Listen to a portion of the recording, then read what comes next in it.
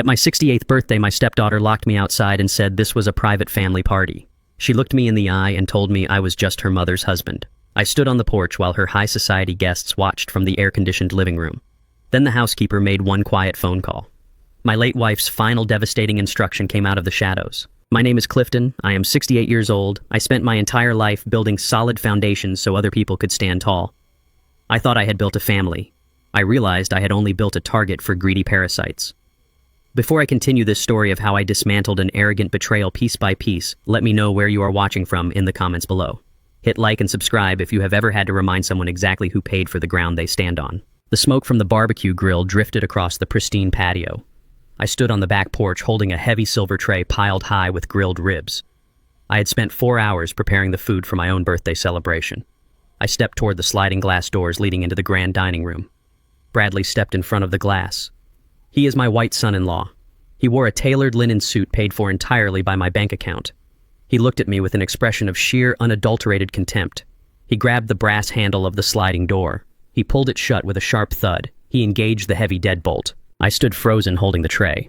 The lively chatter of 70 wealthy guests inside the house became a muted hum behind the thick, insulated glass. Monique stepped up right behind Bradley. She is my stepdaughter. She wore a designer dress that cost more than my first truck. She held a crystal flute of imported champagne. She did not look apologetic. She looked triumphant. Monique leaned closer to the glass. She spoke loudly and clearly so her voice would penetrate the barrier. She stated that this estate belonged to her bloodline now. She told me my presence was an embarrassing reminder of a past she wanted to erase. She ordered me to take my food and wait inside the garden shed at the edge of the property. She explicitly stated she did not want me ruining the aesthetic of her high society party. Bradley smirked. He stood there with a sickening sense of entitlement. He had never swung a hammer in his life. He had never built anything of value. Yet he locked the door of my home as if he had laid every brick himself. His pale face was flushed with the expensive whiskey I had stocked in the cellar. Monique's laughter echoed through the glass. It was a sharp, piercing sound that cut right through my chest. She was celebrating my exclusion. She was proudly displaying her dominance to her friends, proving she had finally usurped the old man. Several guests glanced toward the porch. They saw an older black man locked outside his own home holding a tray of meat. They quickly looked away, sipping their drinks, entirely complicit in my public humiliation. I did not yell. I did not drop the tray. I did not bang my fists against the glass and demand entry. I simply stood there and looked down at my hands. My palms were thick with calluses. My knuckles were heavily scarred and permanently stiff from decades of manual labor. I spent 30 uninterrupted years securing grueling commercial construction contracts across the entire metropolitan area. I hauled heavy steel beams up freezing scaffolding. I poured concrete foundations in the dead of winter. I negotiated with ruthless property developers to build a massive contracting business from absolute zero. I bled into the soil to purchase this exact sprawling estate. Every brick, every imported Italian tile, and every crystal chandelier was paid for by the sweat off my back. Sylvia married me when Monique was exactly 5 years old. Sylvia was the absolute love of my life, but she arrived at my doorstep with nothing but a worn suitcase and a frightened child. I took them in without hesitation. I gave them my name. I gave them my protection. I gave Monique the world on a silver platter. When she demanded to attend a prestigious Ivy League university, I did not let her take out a single student loan. I wrote the massive tuition checks in cash every single semester for 4 straight years. I bought her first luxury car so she would not feel out of place among her wealthy classmates. I paid for the lavish $250,000 wedding where she married Bradley. I provided the heavy down payments for the endless string of failed tech business ventures Bradley constantly launched. I built the very floor they were standing on with my own blood. They believed my silence over the past year was a definitive sign of weakness. Since Sylvia passed away from a sudden illness, I had retreated deeply into my grief. I wore my old, faded work clothes around the property. I stayed entirely out of their way. I allowed Monique to host her weekly high society parties and pretend she was a self-made generational heiress. I genuinely thought giving her space would honor Sylvia's memory. I desperately thought my quiet patience would preserve the fragile remains of our family. I was profoundly wrong. My patience had merely emboldened a relentless parasite. I slowly lowered the heavy silver tray onto the outdoor patio table. The ribs I had cooked for hours cooled in the night air. I looked up and scanned the brightly lit interior of the house through the wide floor-to-ceiling windows. The massive kitchen was a flurry of chaotic activity as hired caterers prepared the next expensive course. Standing absolutely still by the marble island was Carmen. Carmen is my housekeeper. She had worked for Sylvia and me for 20 solid years. She was a silent, fiercely observant woman who knew every dark secret buried within the walls of this estate. She had watched Monique's toxic arrogance grow over the years. She had witnessed the subtle racial disrespect Bradley directed at me whenever Sylvia was safely out of the room. Carmen saw exactly what had just happened on the porch. She saw the heavy lock turn. She saw the cruel smirk on Bradley's face. She saw Monique raise her glass in victory. Carmen looked directly through the window. Her dark eyes locked perfectly with mine. We did not need to exchange a single spoken word. Her expression hardened into pure, cold resolve. She wiped her hands decisively on her apron. She turned her back on the noisy, distracted caterers and walked purposefully toward the private landline mounted on the kitchen wall. She picked up the receiver. She dialed a very specific, highly confidential legal number. It was a direct line to a senior partner at a downtown law firm. Sylvia had left strict, irrevocable instructions with Carmen weeks before she died. Sylvia knew her daughter's fatal flaw was an uncontrollable, blinding greed. Sylvia had established a dead man's switch, a legal mechanism designed to detonate the very moment Monique crossed a final, unforgivable line. Locking me out of the house I built on my own birthday was that exact line. I watched Carmen speak softly into the phone. She nodded once, hung up the receiver with a sharp click, and returned to chopping vegetables as if nothing had happened. The mechanism was officially activated. The silent adjustment had begun. I turned away from the brightly lit mansion. The evening air was crisp and biting. I walked across the manicured lawn toward the far back of the property. I headed straight for my personal workshop. The workshop was a heavy reinforced steel structure I built myself decades ago. It was my absolute sanctuary. It was the only place on the entire 50-acre estate where Monique and Bradley never dared to tread. It housed my antique tools, my architectural blueprints, and my personal commercial safes containing my corporate bonds. I needed to secure my master financial ledgers immediately to prepare for the inevitable legal war that was about to consume this family. I walked with steady, deliberate steps, letting the anger crystallize into pure focus. I reached the edge of the thick tree line where the workshop stood, hidden in the deep shadows. I stopped dead in my tracks. The heavy steel door was slightly ajar. The heavy-duty industrial padlock I had installed was completely destroyed. Shards of twisted metal littered the concrete step. Deep, violent gouges marred the steel frame where a heavy pry bar had been ruthlessly used to force the door open. I pushed the door wide open. The interior fluorescent lights were already blaring. The workshop had been aggressively breached. I walked past my overturned workbenches. I looked at the back wall. The thick biometric lock on my primary personal safe was drilled entirely out. The violation of my safe was not a random burglary. It was a targeted, precise strike. Someone knew exactly what to look for and exactly how to break through military-grade steel. I stared at the metal shavings scattered across the floor. The safe contained the physical deed to the estate and my bearer bonds. They had not just locked me out of the house. They were attempting to lock me out of my entire existence. I ran my fingers over the jagged edges of the drilled lock. The metal was still warm to the touch. Industrial tungsten bits had chewed completely through the hardened steel faceplate of my personal safe. It was a precision job. Whoever did this possessed the exact schematics of the locking mechanism and the right heavy-duty tools to bypass the secondary titanium security pins. I swung the heavy steel door wide open. The interior shelves were completely stripped bare. My corporate bearer bonds were gone. The physical deed to the 50-acre estate was missing. The original architectural blueprints I had drafted with my own hands had been tossed carelessly onto the concrete floor. They were trampled by expensive, dirt-stained shoes. They took the absolute foundation of my life and treated it like worthless scrap paper. The crunch of Italian leather on loose metal shavings broke the heavy silence of the workshop. I turned around slowly. Bradley stood in the doorway. He swirled amber liquid in a heavy crystal Scotch glass. It was my 20-year-old single malt. He took a slow, deliberate sip. He did not look like a man caught committing a major felony. He looked like an arrogant conqueror surveying a recently captured province. His tailored white linen suit was completely out of place in my sanctuary of sawdust, motor oil, and welding equipment. He smiled. It was a thin, bloodless smile that reeked of unearned privilege and deep-seated insecurity. He stepped over the threshold, violating the one space on this entire property that was exclusively mine. I demanded to know where my documents were. I kept my voice entirely level and devoid of emotion. A raised voice is a sign of lost control, and I never lose control in the face of an adversary. Bradley chuckled. He walked over to my heavy oak workbench and casually dragged his pristine fingernail across a thin layer of sawdust. He stated that his technology startup was currently facing a severe terminal liquidity crisis. He needed massive capital by Monday morning to appease a group of highly aggressive venture capitalists. He spoke about moving millions of dollars with the casual, careless indifference of a man who had never sweat for a single dime in his entire life. He informed me that his private banks required substantial hard collateral for an emergency commercial bridge loan. He decided my estate was the perfect sacrificial lamb for his financial salvation. I told him a physical piece of paper was completely useless without my authorized signature. I reminded him the property was locked behind a fortress of ironclad legal barricades and complex corporate trusts. Bradley took another slow sip of my scotch. He corrected me with a chilling, rehearsed smugness. He stated he already had my signature. He informed me he had successfully initiated a total title transfer of the estate earlier that afternoon. He did not forge my name on the deed. He simply bypassed me entirely. He pulled a folded legal document from his breast pocket and tossed it onto the workbench right next to my scattered blueprints. It was a medical power of attorney.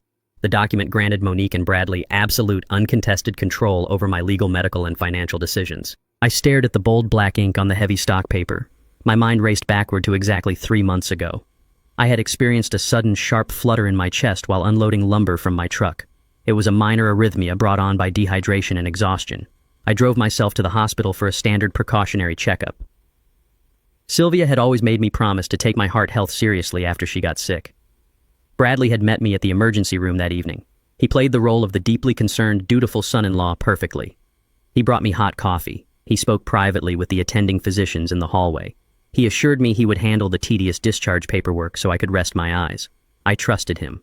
I let my guard down for exactly 1 hour while they monitored my vitals. Bradley leaned back against my heavy drill press. He proudly revealed exactly how he weaponized my brief moment of physical vulnerability. He used that hospital visit to establish a documented baseline of medical intervention. He then paid a massive, untraceable cash bribe to a disgraced private physician in the city. The doctor officially classified my minor heart flutter as a severe symptom of advanced rapid-onset vascular dementia. The fabricated medical report stated I was prone to violent cognitive breaks. It declared I was entirely incapable of managing my own complex assets. Bradley had legally declared me mentally compromised. He stripped me of my autonomy while I was sitting in a hospital bed trusting him with my basic discharge papers. I looked at this weak, arrogant man standing in my workshop. I spent 40 years fighting systemic prejudice in the brutal commercial construction industry.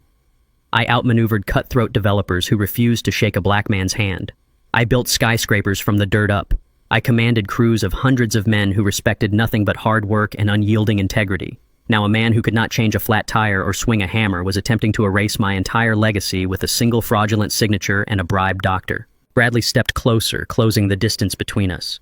He warned me not to fight the transition. He stated the house was already as good as sold. He told me to accept my new diminished reality. He ordered me to sit quietly in the garden shed until his private movers came tomorrow to clear out my remaining garbage. He instructed me not to embarrass Monique by showing my face to their wealthy guests ever again. I did not react to his blatant provocation. Panic is the ultimate enemy of strategy. I needed to cut off their financial oxygen immediately. My corporate bonds were stolen, but my primary liquid assets were secured in offshore and domestic banking trusts. I needed to freeze those primary accounts before Bradley's forged power of attorney penetrated the institutional banking firewalls. I reached into the front pocket of my work trousers. I pulled out my cell phone. Bradley watched me. He did not step forward. He did not try to snatch the device from my hands. His confident smirk widened into a full predatory grin. That relaxed smile was my first true warning. I dialed the 24-hour elite client line for my primary financial institution. I bypassed the standard operators and entered my top-tier priority access code on the keypad. I needed to speak to my personal wealth manager directly. I intended to initiate a total lockdown protocol. A red flag on the accounts would instantly halt any collateral inquiries Bradley was making for his failing tech startup. It would freeze the title transfer in its tracks. I held the phone to my ear. I expected the familiar ringtone of the executive desk. I received a sterile automated voice instead. The automated system asked me to verify my identity. I punched in my social security number and my 6-digit secure PIN. The machine paused. A sharp mechanical beep pierced my ear. The artificial voice informed me that my access credentials were unequivocally revoked. The system stated my accounts were currently frozen under a court-mandated psychiatric hold. It instructed me to have my registered legal guardian contact the fraud department during regular business hours to discuss account management. The line went completely dead. I slowly lowered the phone from my ear. The digital screen faded to black. Bradley chuckled softly. He finished the last drop of my expensive scotch. He set the empty crystal glass down on my workbench right over the forged signature on the medical document. He told me the lock on the bank was significantly tighter than the lock on my personal safe. He turned his back on me and walked out of the workshop, heading back to the lavish party financed entirely by my stolen money. I stood alone under the harsh fluorescent lights of the breached room. I was completely locked out of my own life. They had severed my financial limbs with terrifying speed and devastating precision. I walked out of the breached workshop and headed straight for my truck. It is a 1998 Ford F250. The paint is heavily chipped. The suspension groans. The engine runs like an absolute fortress. I bought this machine the exact same year I secured my first multi-million-dollar city infrastructure contract. It is a vehicle built for enduring heavy, unforgiving loads. Right now, I was the heavy load. I climbed into the cab and gripped the worn leather steering wheel. I drove away from my estate. The night air whipped through the open windows, sharp and cold. I did not allow my mind to panic. Panic is a useless luxury reserved for the unprepared. My mind shifted immediately into absolute structural analysis. Bradley had severed my financial access. He had breached my physical safe. He firmly believed he had neutralized me. He forgot a crucial fact. A man who builds skyscrapers from the dirt up knows exactly how to tear them down to the foundational rebar. I navigated the empty highway toward the downtown financial district. The towering glass buildings reflected the harsh streetlights against the dark sky. I had poured the concrete foundations for 3 of those high-rises. I knew the heavy steel skeletons hiding behind the polished corporate glass. I knew how much pressure a structure could take before it completely collapsed. I parked my battered truck aggressively in the red loading zone of a high-end corporate law firm. I did not care about parking tickets or towing warnings. I had a war to manage. I walked through the revolving glass doors of the lobby. The environment was sterile, bright, and aggressively modern. A young security guard stood up behind a marble desk. He opened his mouth to demand my identification. I completely ignored his presence.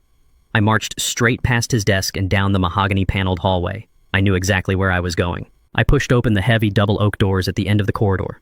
Hayes sat behind a massive desk covered in legal briefs. Hayes is a brilliant, utterly ruthless defense attorney. We share a very specific background. We both fought our way up from neighborhoods where survival was a daily violent negotiation. He handled complex legal contracts. I handled stubborn union foremen. We have trusted each other with our lives for 2 decades. He looked up from his paperwork. He saw the cold, unyielding geometry of my expression. He immediately stood up and smoothed his tie. I walked directly to his desk. I reached into the deep pocket of my heavy canvas coat. I pulled out the shattered, heavy-duty tungsten lock I had retrieved from my personal safe. I slammed it down onto the polished wood of his desk. The heavy metal made a sharp, violently loud crack that echoed through the quiet office. Hayes stared at the broken mechanism. He did not ask how I was doing. He asked who broke the line. I told him Bradley had breached my workshop while hosting a party in my backyard. I told him the physical deed to the estate and my corporate bearer bonds were completely gone. I informed him my personal banking access was entirely frozen under a fraudulent psychiatric hold. Hayes did not waste a single second offering empty sympathy. He grabbed his encrypted laptop. His fingers flew across the keyboard with practiced precision. He logged directly into the county's expedited real estate and probate registry. The silence in the office was suffocating. I watched the pale reflection of the computer screen in Hayes's glasses. His jaw tightened. A hard ridge of muscle formed on his cheek. He found the file. He turned the laptop around so I could clearly see the screen. The digital document displayed a formal expedited transfer of title. The 50-acre estate no longer listed my name as the primary owner. Bradley had moved with terrifying, unprecedented speed. He used the fake medical power of attorney to completely bypass the standard 30-day waiting periods. Hayes pointed a pen at the bottom of the screen. He highlighted a specific commercial real estate listing. It was scheduled to go live on the multiple listing service at exactly 8 o'clock tomorrow morning. Bradley and Monique were not just securing a quiet bank loan, they were liquidating the entire property immediately. They were hosting a high-stakes, exclusive open house event tomorrow. They intended to sell my home to private equity vultures for a fraction of its true value just to secure immediate, untraceable cash. Bradley needed the money to cover his massive embezzlement tracks before his tech startup faced a federal audit on Monday. He was deliberately burning my life to the ground to hide the ashes of his own failures. Hayes leaned back in his leather chair. He rubbed his temples vigorously. He reminded me of the ironclad legal barricades we had established years ago. When Sylvia and I got married, I wanted to merge our assets completely out of pure love and trust. Sylvia absolutely refused. She sat in this exact office 15 years ago and demanded Hayes draft the most aggressive prenuptial agreement legally possible. Sylvia looked me dead in the eye that day and told me her daughter possessed a bottomless, toxic greed. Sylvia knew Monique viewed me not as a father, but as a walking, breathing bank account. Sylvia explicitly designed the estate trust to protect my hard work from Monique's unchecked entitlement. She built an impenetrable legal fortress around my assets. But a fortress is completely useless if the enemy holds the keys to the front gate. Bradley had not broken the trust through a clever legal loophole. He bypassed the trust entirely by using the medical power of attorney. By having me legally declared a mentally compromised invalid, he seized the keys. He assumed full uncontested control of the entity that owned the trust. It was a brilliant, highly malicious maneuver. I told Hayes to file an immediate emergency injunction to stop the open house tomorrow morning. I demanded he block the real estate sale before a buyer signed a contract. Hayes looked at me with grim, unflinching realism. He stated the brutal truth of the American legal system regarding elder care. A verbal denial from an angry 68-year-old man holds absolutely zero weight against a medically certified document signed by a licensed physician. The courts would look at my sudden outrage as exactly what Dr. Aris diagnosed: erratic paranoid dementia. Hayes explained that filing a standard legal injunction would take weeks to process through the heavily backlogged family courts. By the time a judge reviewed the case, the house would be sold to a shell company. The money would be funneled into offshore accounts. I would be permanently locked inside a heavily medicated psychiatric ward with no legal recourse. Hayes leaned forward and looked me dead in the eye. He stated we needed a smoking gun. We needed undeniable internal proof of the fraud to present directly to a federal judge tonight. We needed concrete evidence of the financial transaction between Bradley and Dr. Aris. Without that specific proof, Bradley's paperwork was legally bulletproof. We were entirely cornered. The air in the office grew heavy with impending defeat. The law was currently operating as a weapon against me. I needed a countermeasure that bypassed the corrupt medical evaluation entirely. At that exact moment, the silence in the room was shattered. My cell phone vibrated violently against the wood of Hayes' desk. The screen illuminated the dark office. It was a secure, encrypted text message. It was from Carmen. I opened the message. It contained a single heavy audio file. The silent adjustment had delivered its first weapon. I stared at the glowing screen of Hayes' laptop. The encrypted audio file sat perfectly centered on the display. Carmen had sent it directly to the secure server Sylvia established before her death. I spent decades hiring foremen, managing brutal construction sites, and observing human behavior. I learned a vital lesson early in my career. The people who sweep the floors, serve the meals, and maintain the background of your life hear absolutely everything. Arrogant men treat the working class like invisible furniture. Bradley treated Carmen like she was deaf-blind and completely irrelevant. He never realized she was the most observant person inside my house. She possessed a fierce loyalty to Sylvia that Bradley's money could never buy. She saw the true nature of his entitlement. Hayes clicked the mouse. The audio began to play. The recording was pristine. I instantly recognized the sharp acoustic echo of my own formal dining room. I had installed the vaulted oak ceilings myself to amplify the acoustics for Sylvia's lavish dinner parties. I knew exactly how sound traveled across those imported marble floors. Now those exact same acoustics captured the precise sound of my execution. I heard the unmistakable clinking of crystal glasses. Bradley was pouring drinks. He was acting the part of the gracious host in a house he did not build. Another voice spoke. It was smooth, heavily practiced, and entirely transactional. I knew that voice from the fraudulent medical evaluation currently sitting on Hayes' desk. It was Dr. Aris. Bradley spoke with the reckless confidence of a man who firmly believed his own fabricated reality. He stated he needed the medical classification finalized before the end of the week. Dr. Aris replied that a sudden onset vascular dementia diagnosis required substantial justification to bypass the state medical board's routine audits. Bradley laughed. It was a cold, metallic sound completely devoid of human empathy. Bradley stated he had 50,000 reasons to justify the paperwork. He told the doctor the cash was already wired to a designated offshore shell account. I sat perfectly still in the leather chair. I listened to a licensed medical professional sell my autonomy, my dignity, and my fundamental legal rights for $50,000. Dr. Aris assured Bradley the paperwork would withstand any preliminary judicial scrutiny. He guaranteed the psychiatric hold would neutralize my authority instantly. He promised Bradley total, uncontested control over my medical directives and my financial assets. Dr. Aris asked a single question before leaving the dining room. He asked why Bradley was moving with such aggressive, reckless speed. Bradley's arrogant tone faltered. The protective facade cracked. The absolute truth spilled out into the hidden recording device. Bradley confessed that his highly publicized technology startup was completely bankrupt.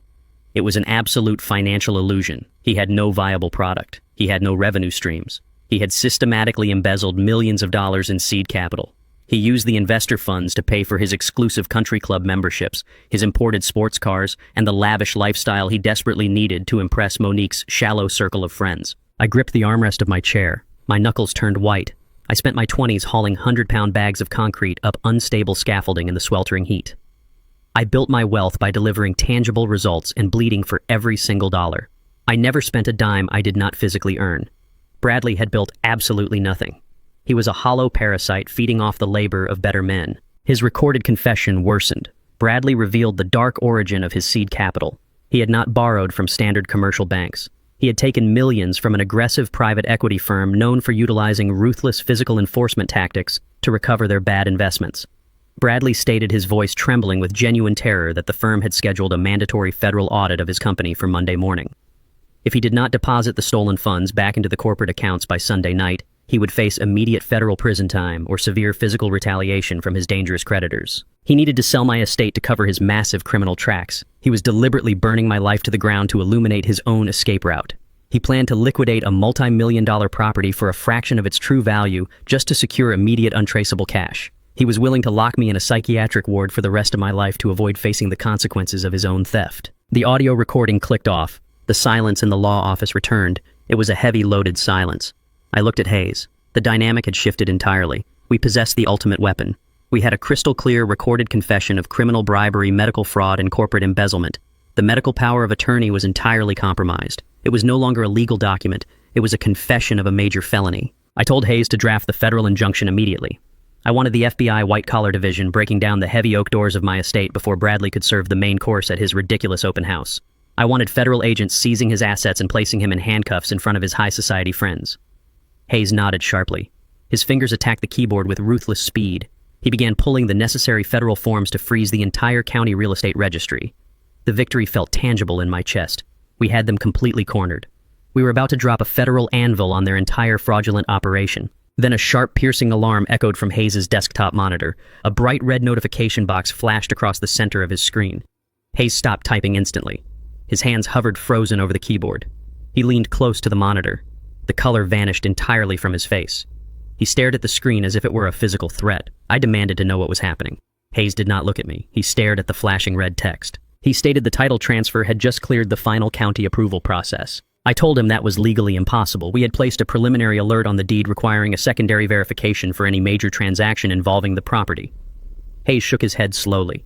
He pulled up the final executed document and enlarged it on the screen. He pointed to the digital signature line. Monique had bypassed the security flags. She had filed the transfer using Sylvia's maiden name to bypass the automated legal filters. The county system processed the rapid transfer as a standard maternal inheritance claim. She exploited a microscopic gap in the probate registry. The digital stamp confirmed the transaction. The transaction was finalized and irreversible at the county level. The estate no longer belonged to my trust. It legally belonged to Monique and Bradley right at this exact second. Hayes looked up at me with grim, terrifying urgency.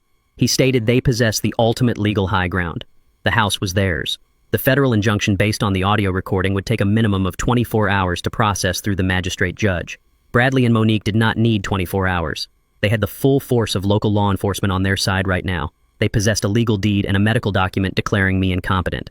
They held all the functional power. My phone vibrated violently in my pocket. I pulled it out. It was a text message from Monique. It contained a single high-resolution photograph. The image showed a private security team standing in my driveway. The men were armed and wearing tactical vests. The message below the photograph was simple and direct. It informed me my belongings were packed in garbage bags on the lawn. It stated I had exactly 2 hours to collect my garbage before the police arrived to arrest a trespasser. They had beaten us to the punch. The counterattack had failed before it even launched. I was entirely exposed. I drove my heavy work truck back through the wrought iron gates of the estate. The heavy tires crunched loudly against the meticulously graded gravel of the main driveway. The sun was beginning to dip lower in the sky, casting long and sharp shadows across the manicured lawns I had personally paid to maintain for 2 decades. The peaceful isolation of the property was entirely gone. 4 matte black vehicles were parked at aggressive tactical angles across the circular driveway, deliberately blocking the path to the main house. A team of private security contractors stood shoulder to shoulder, forming a human barricade. They were dressed in matching black tactical gear with their arms crossed over their chests and their eyes hidden behind dark sunglasses. Monique had not just hired standard security. She had hired expensive and aggressive muscle specifically instructed to intimidate an old man. I brought the truck to a slow and controlled stop. I turned off the ignition. The heavy diesel engine rumbled to a halt.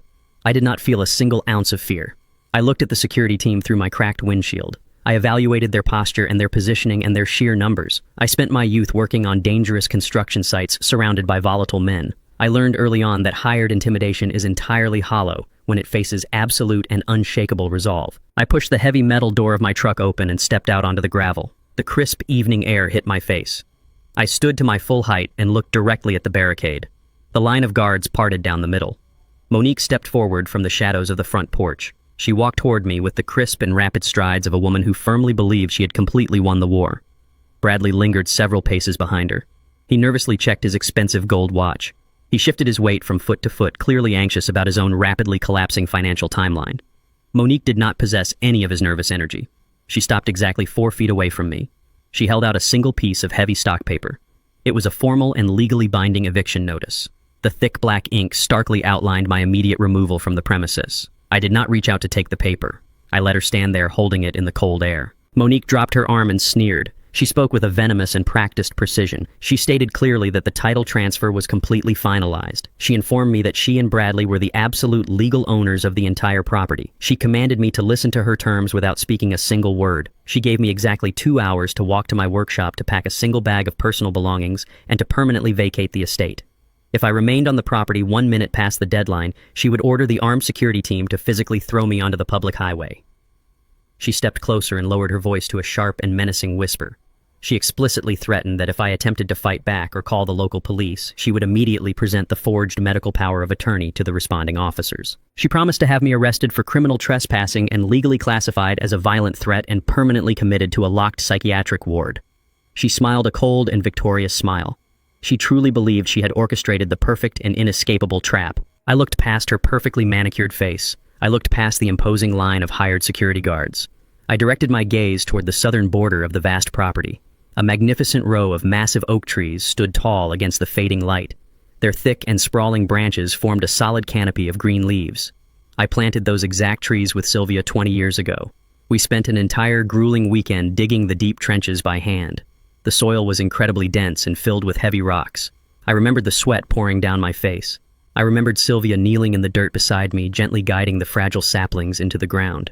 We packed the dark earth around the roots together. We stood up covered in mud and looked at our work.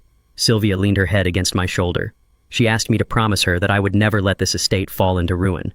She asked me to protect the foundation we were building no matter what hostile forces tried to tear it down. Sylvia possessed a brilliant and analytical mind. She knew her daughter was deeply infected with an uncontrollable and destructive greed.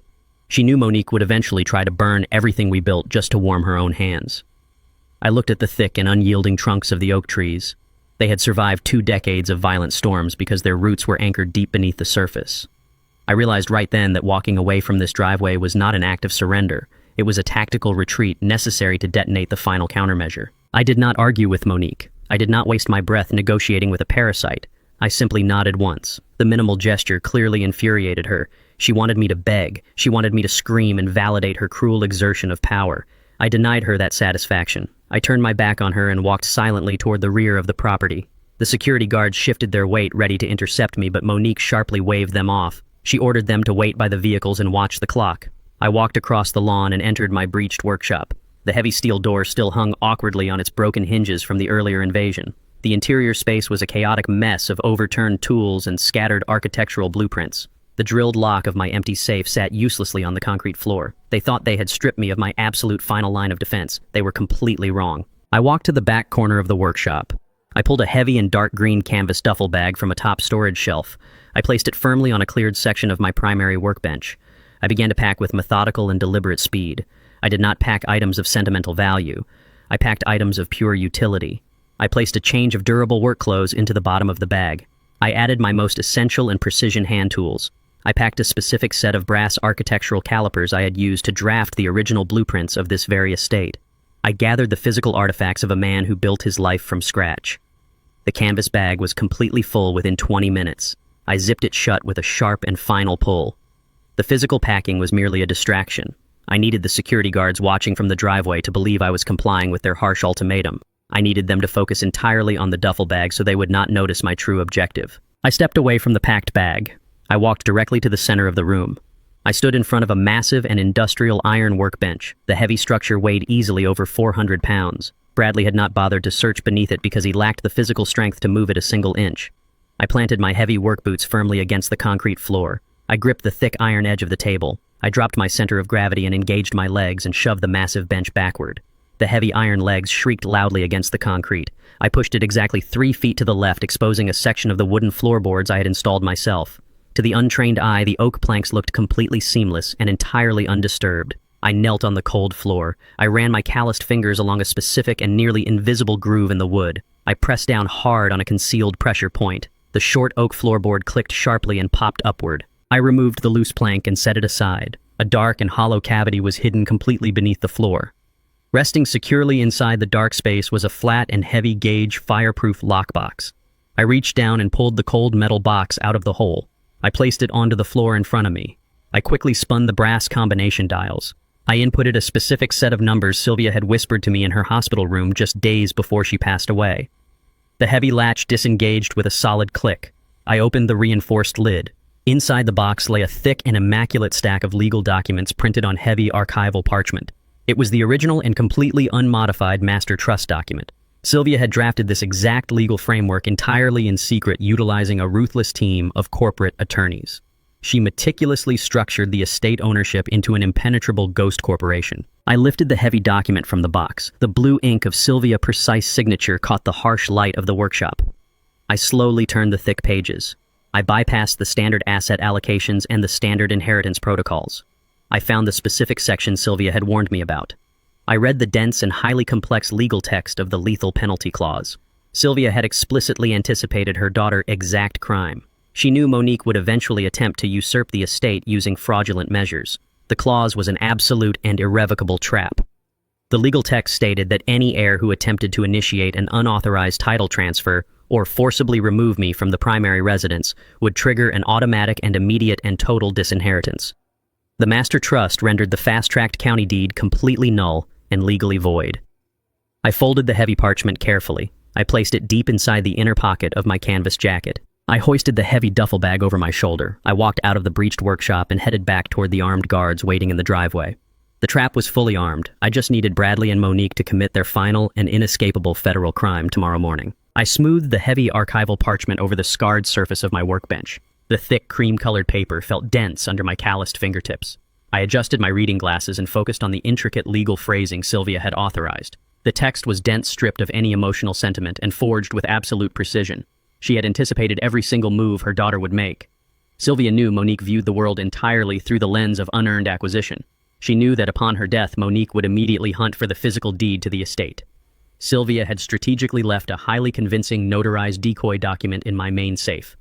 It was a perfectly executed counterfeit designed to placate a greedy mind. The true ownership of the 50-acre property and the primary residence did not reside in a standard family trust. The document revealed that the estate was completely absorbed by a shielded, anonymous corporate holding entity. The Ghost Corporation was a legal phantom. It was buried beneath 4 distinct layers of out-of-state limited liability companies. It was invisible to standard county title searches and completely immune to external power of attorney maneuvers. By stealing the decoy deed and executing a rapid transfer of title, Monique and Bradley had acquired absolutely nothing.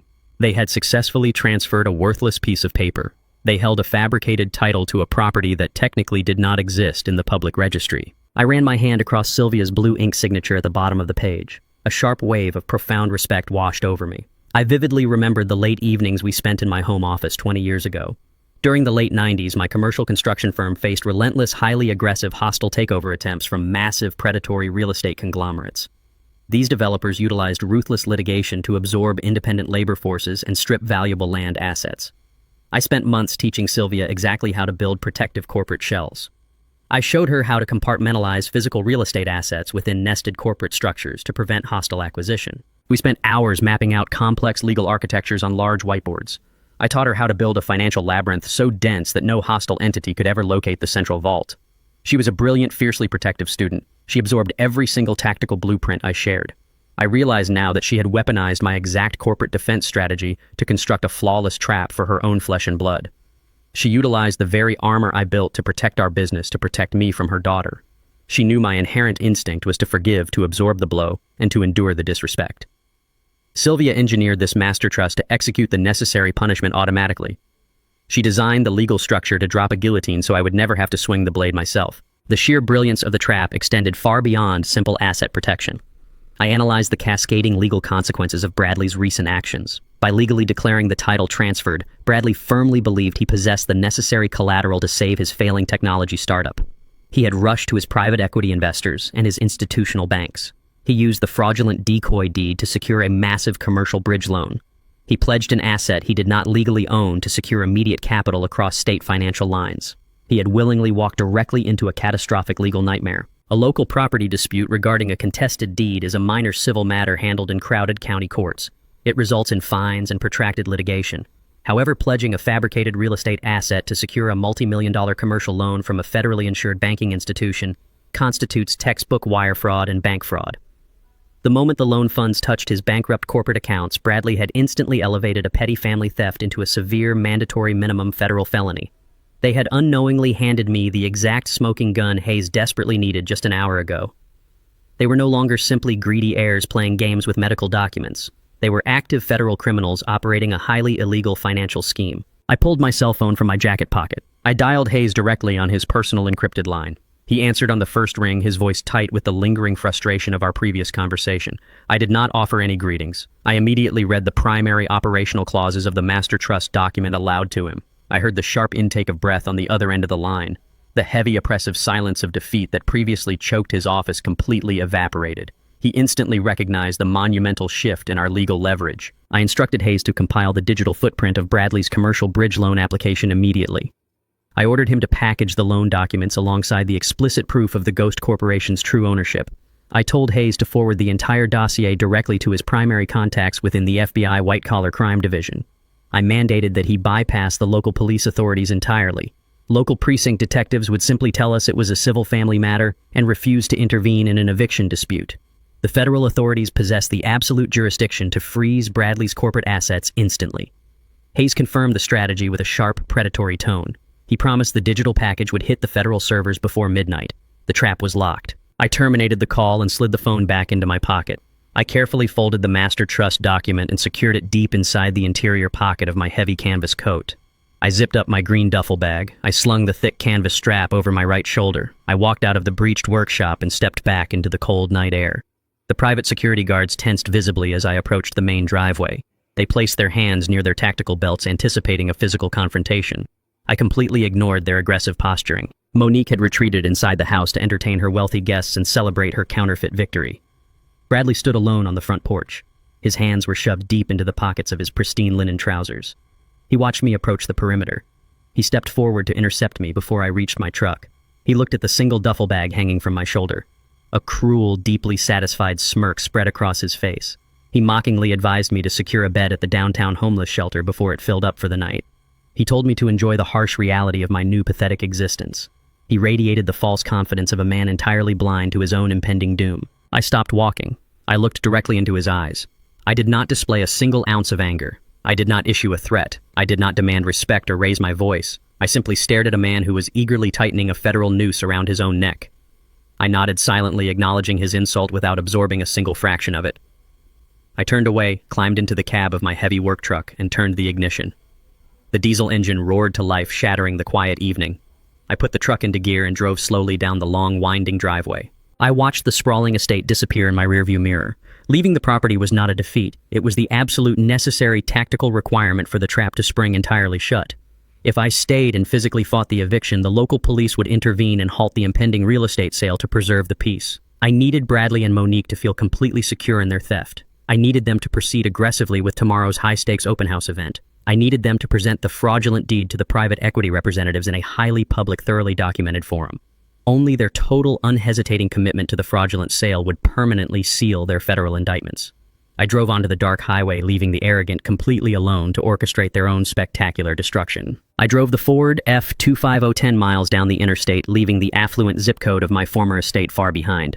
I took the third exit toward the neglected outskirts of the city. I chose a rundown highway motel situated right off the off-ramp. It was a forgotten relic from the 1970s, featuring cracked asphalt and zero digital surveillance.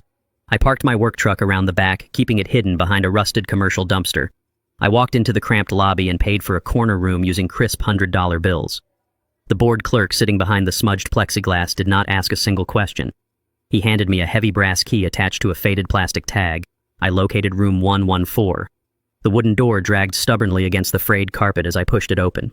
The room contained a sagging queen-sized bed, a bolted-down television, and a scuffed laminate table.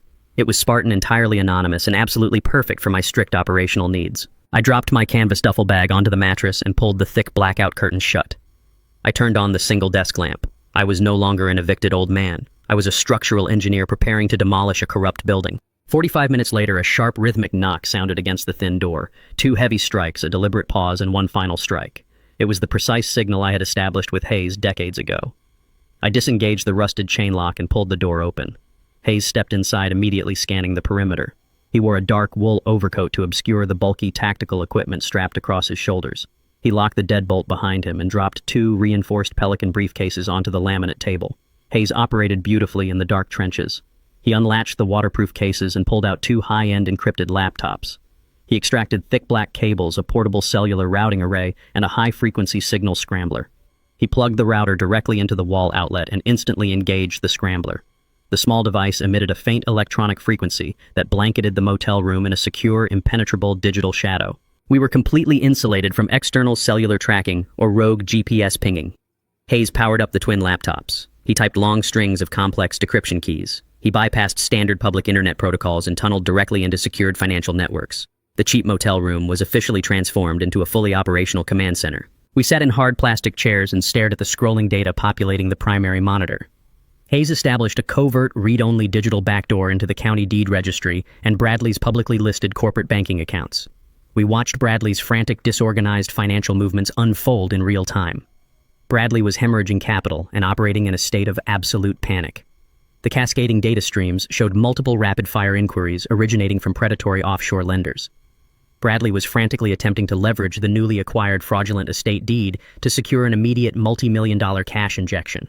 He was desperately bouncing digital requests between anonymous holding companies trying to mask his massive embezzlement deficit before the federal auditors arrived on Monday morning. I watched the green cursor blink rhythmically as Bradley officially initiated a 7-figure collateral transfer request using Sylvia's stolen property title. He was transmitting counterfeit documents across heavily monitored federal banking wires. He was permanently cementing his own federal prison sentence with every single desperate keystroke. His blinding arrogance shielded him from the invisible legal tripwire he had just triggered. He firmly believed his fabricated medical power of attorney was a bulletproof shield. Suddenly, the secondary monitor on the edge of the table chirped with a high-pitched digital alert. A red map rapidly populated the screen, illuminating a precise grid of local highways. Hayes leaned forward and tapped his pen against the glass display. He stated that Bradley was actively pinging a commercial GPS tracking signal. Bradley was attempting to pinpoint the exact location of my Ford F-250. He needed absolute confirmation that I had fled the city and would not disrupt his critical financial operations scheduled for tomorrow. Hayes looked at me with a flash of genuine concern. He warned me that if Bradley located the truck parked outside this specific motel, he would immediately dispatch his private armed security contractors to silence me permanently. I did not flinch. I poured a glass of stale tap water from the bathroom sink and drank it slowly. I told Hayes to look significantly closer at the blinking green dot isolated on his digital map. Hayes adjusted his glasses, leaned into the monitor, and zoomed in on the specific longitudinal coordinates. The glowing green dot was not stationary. It was moving steadily eastward at 65 miles per hour. It was currently crossing the state line. I set the water glass down on the laminate table. I explained the precise situation to Hayes without emotion.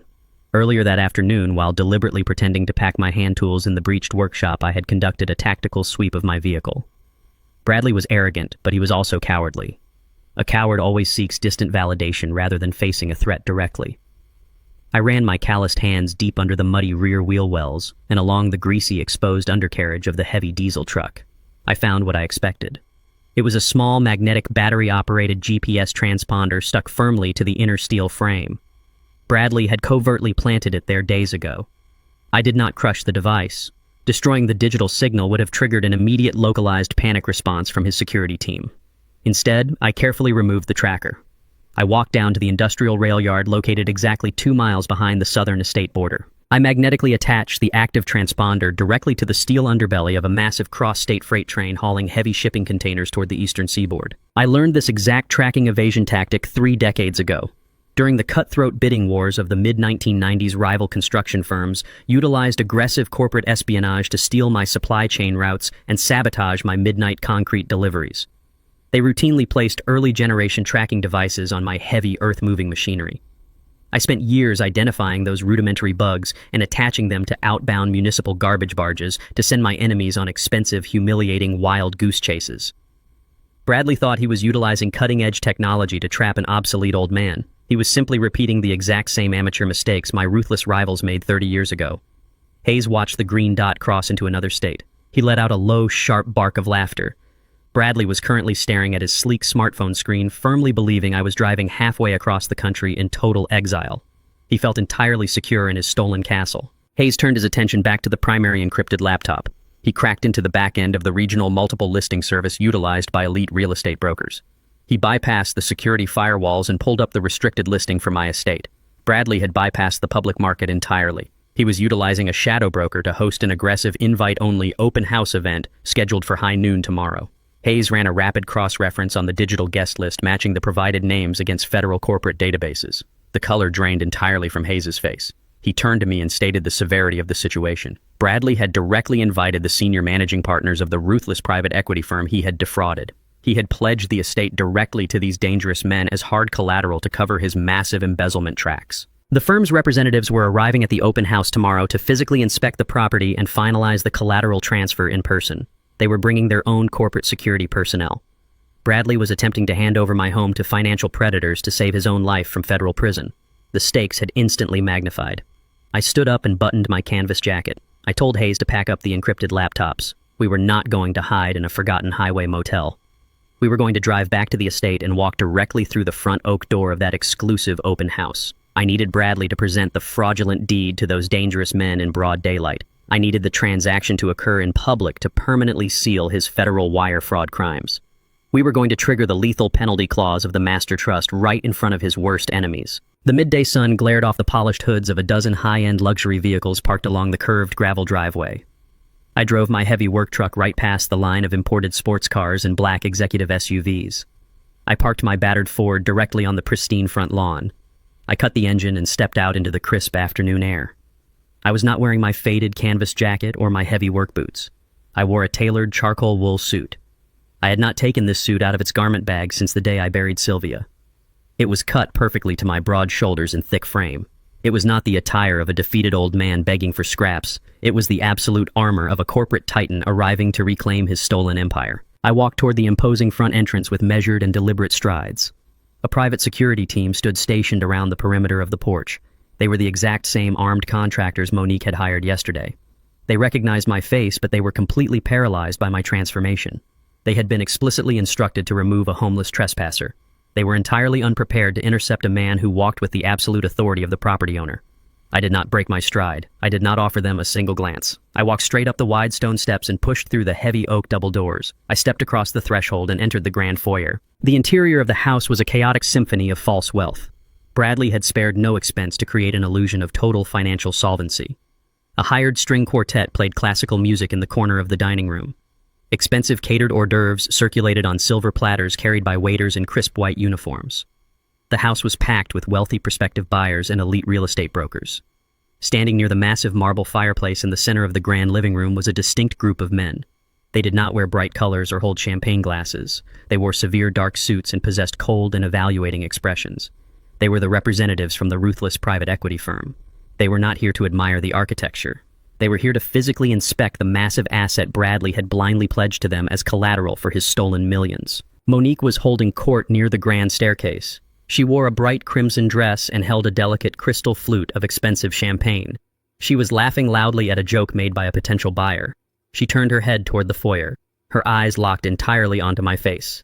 The bright and arrogant smile vanished from her lips instantly. The color drained completely from her cheeks. Her fingers went entirely numb. The crystal flute slipped from her grasp. It hit the polished marble floor and shattered into 100 jagged pieces. The sharp sound of breaking glass caused a sudden ripple of silence to spread across the immediate area. Monique completely lost her refined composure. Her face contorted into a mask of absolute panic and rage. She pointed a trembling finger directly at my chest. She screamed at the top of her lungs, demanding that I leave the premises immediately.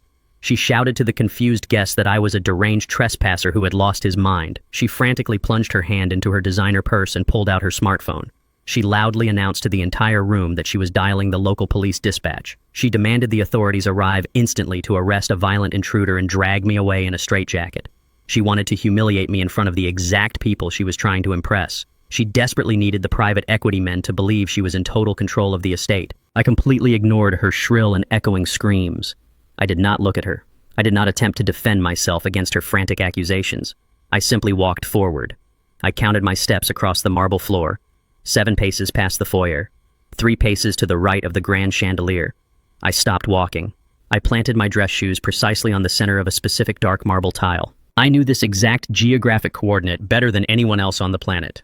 When I built this estate, I personally designed the complex acoustic layout of the grand living room. Sylvia loved hosting massive charity galas. She hated using electronic microphones to address her guests. I spent 3 full weeks calculating the precise angles of the vaulted oak ceilings and the curvature of the plaster walls.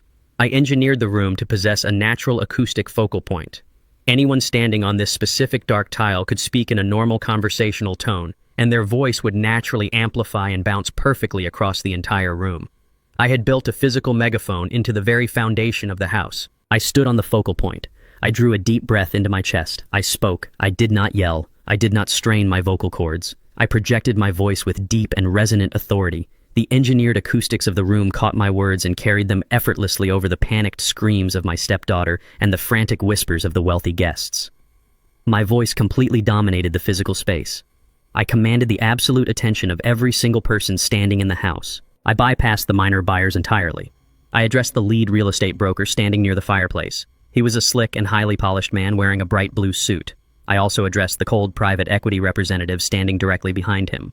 I stated clearly that the open house was officially suspended. I announced that the property they were currently standing inside was the subject of an active and massive federal criminal investigation. The ambient noise in the grand room vanished entirely. The string quartet stopped playing abruptly. The waiters froze, holding their silver trays. The lead broker stepped forward with a deeply offended expression. He demanded to know who I was and why I was attempting to sabotage a multi-million-dollar commercial listing. He stated he had personally verified the county title transfer just yesterday afternoon. He firmly believed the paperwork was immaculate. I reached into the inner breast pocket of my charcoal suit. I pulled out a thick and heavy legal document sealed with a certified red stamp. Hayes had drafted the notice in the motel room last night. It was a formal and legally binding notification of a fraudulent title transfer.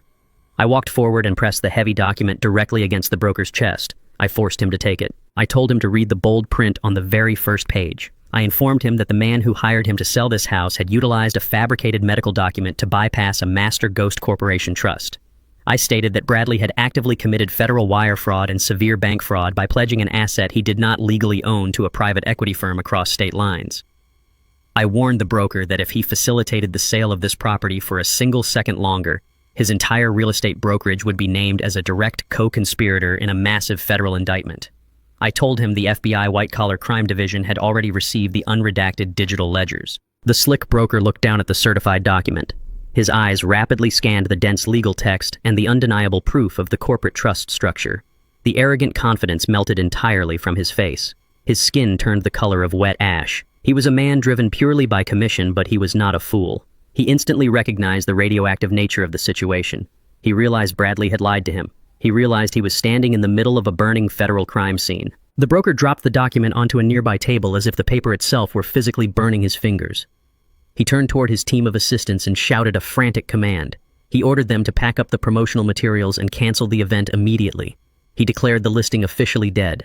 He practically ran toward the front door to escape the impending legal fallout. The wealthy prospective buyers watched the broker flee in sheer terror. Wealthy individuals absolutely despise being entangled in complicated federal litigation. The mere mention of the FBI and wire fraud was enough to trigger a mass exodus. The guests dropped their champagne glasses on the tables. They grabbed their expensive coats and hurried aggressively toward the front doors. They shoved past each other in a desperate rush to escape the poisoned estate before the federal authorities arrived. The lavish and sophisticated open house completely disintegrated into a chaotic and humiliating stampede. The cold men from this private equity firm did not run. They stood perfectly still by the marble fireplace. They slowly turned their heads and locked their dead and evaluating eyes directly onto Bradley. They finally understood the truth. Bradley did not have the collateral he promised them. He had attempted to pay back his massive embezzled debt with a stolen and heavily contested property. He had blatantly lied to very dangerous men. The representatives did not shout. They simply turned around and walked out of the house in terrifying unison. Their silent departure promised severe and inescapable physical consequences. Bradley stood trembling near the shattered glass on the marble floor. His perfectly tailored linen suit hung awkwardly on his frame. The sophisticated mask of the wealthy technology entrepreneur had completely vaporized. He was entirely exposed as a bankrupt and desperate fraud.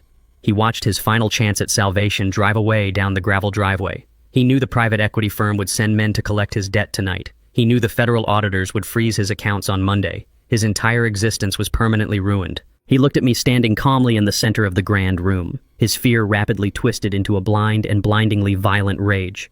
He let out a raw and guttural scream. He clenched his hands into tight white fists. He lowered his head and charged directly across the marble floor, aiming the entire weight of his desperate body straight at my chest. Bradley crossed the grand living room floor with the reckless momentum of a man whose entire fabricated universe had just been irreparably shattered. His leather dress shoes slapped loudly and aggressively against the imported marble tiles.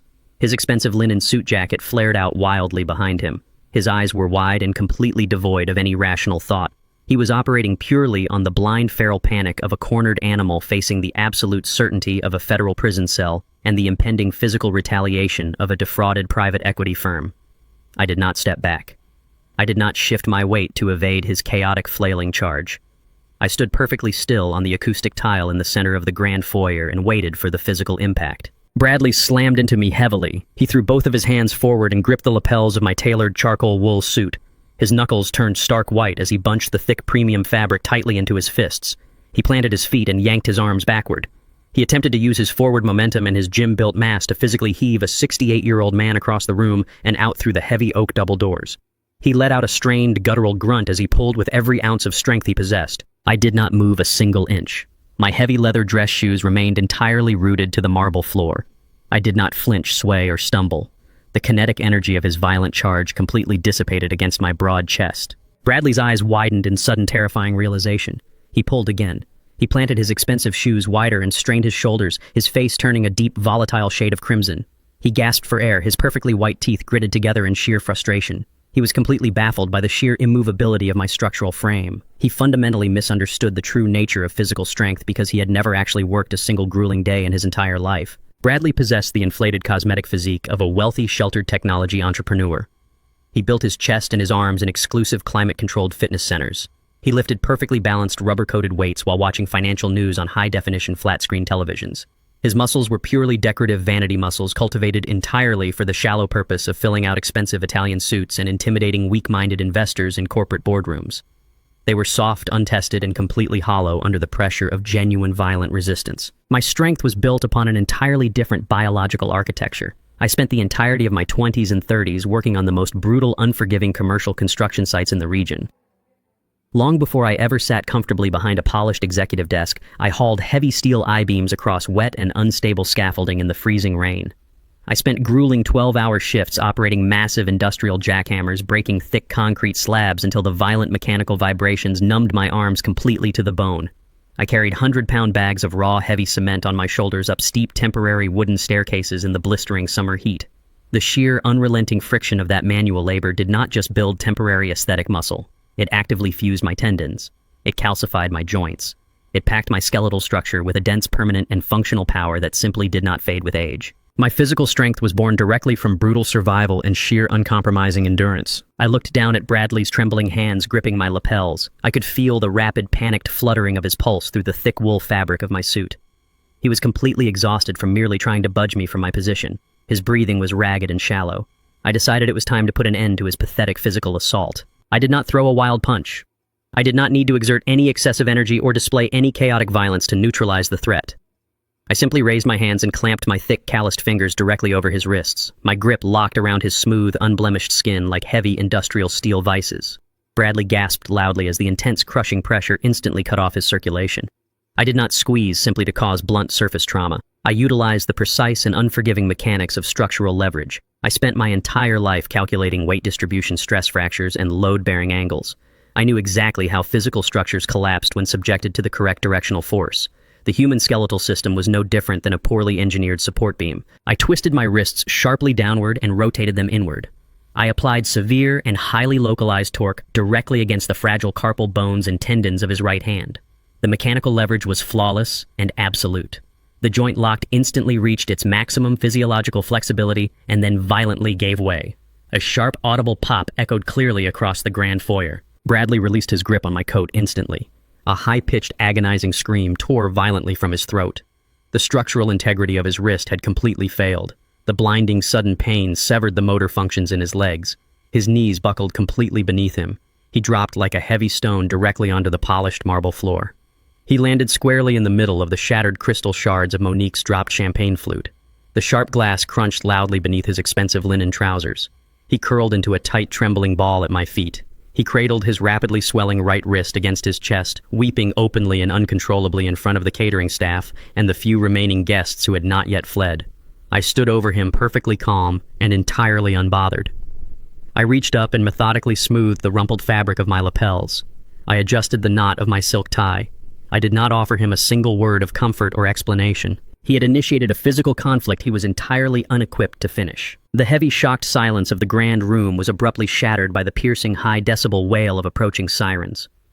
The frantic, alternating shrieks of multiple emergency vehicles echoed rapidly up the long gravel driveway. Flashing red and blue emergency lights swept violently through the tall, arched windows of the foyer, casting chaotic, spinning shadows across the high plaster walls. Heavy tires screeched to a sudden and aggressive halt directly outside the front entrance, churning up the meticulously raked gravel. Heavy boots pounded rhythmically and urgently against the exterior stone steps. The heavy oak double doors burst open. 4 uniformed police officers rushed into the grand foyer. They moved with high-alert tactical urgency. Their hands hovered instinctively over their heavy black utility belts, resting squarely on their holstered weapons.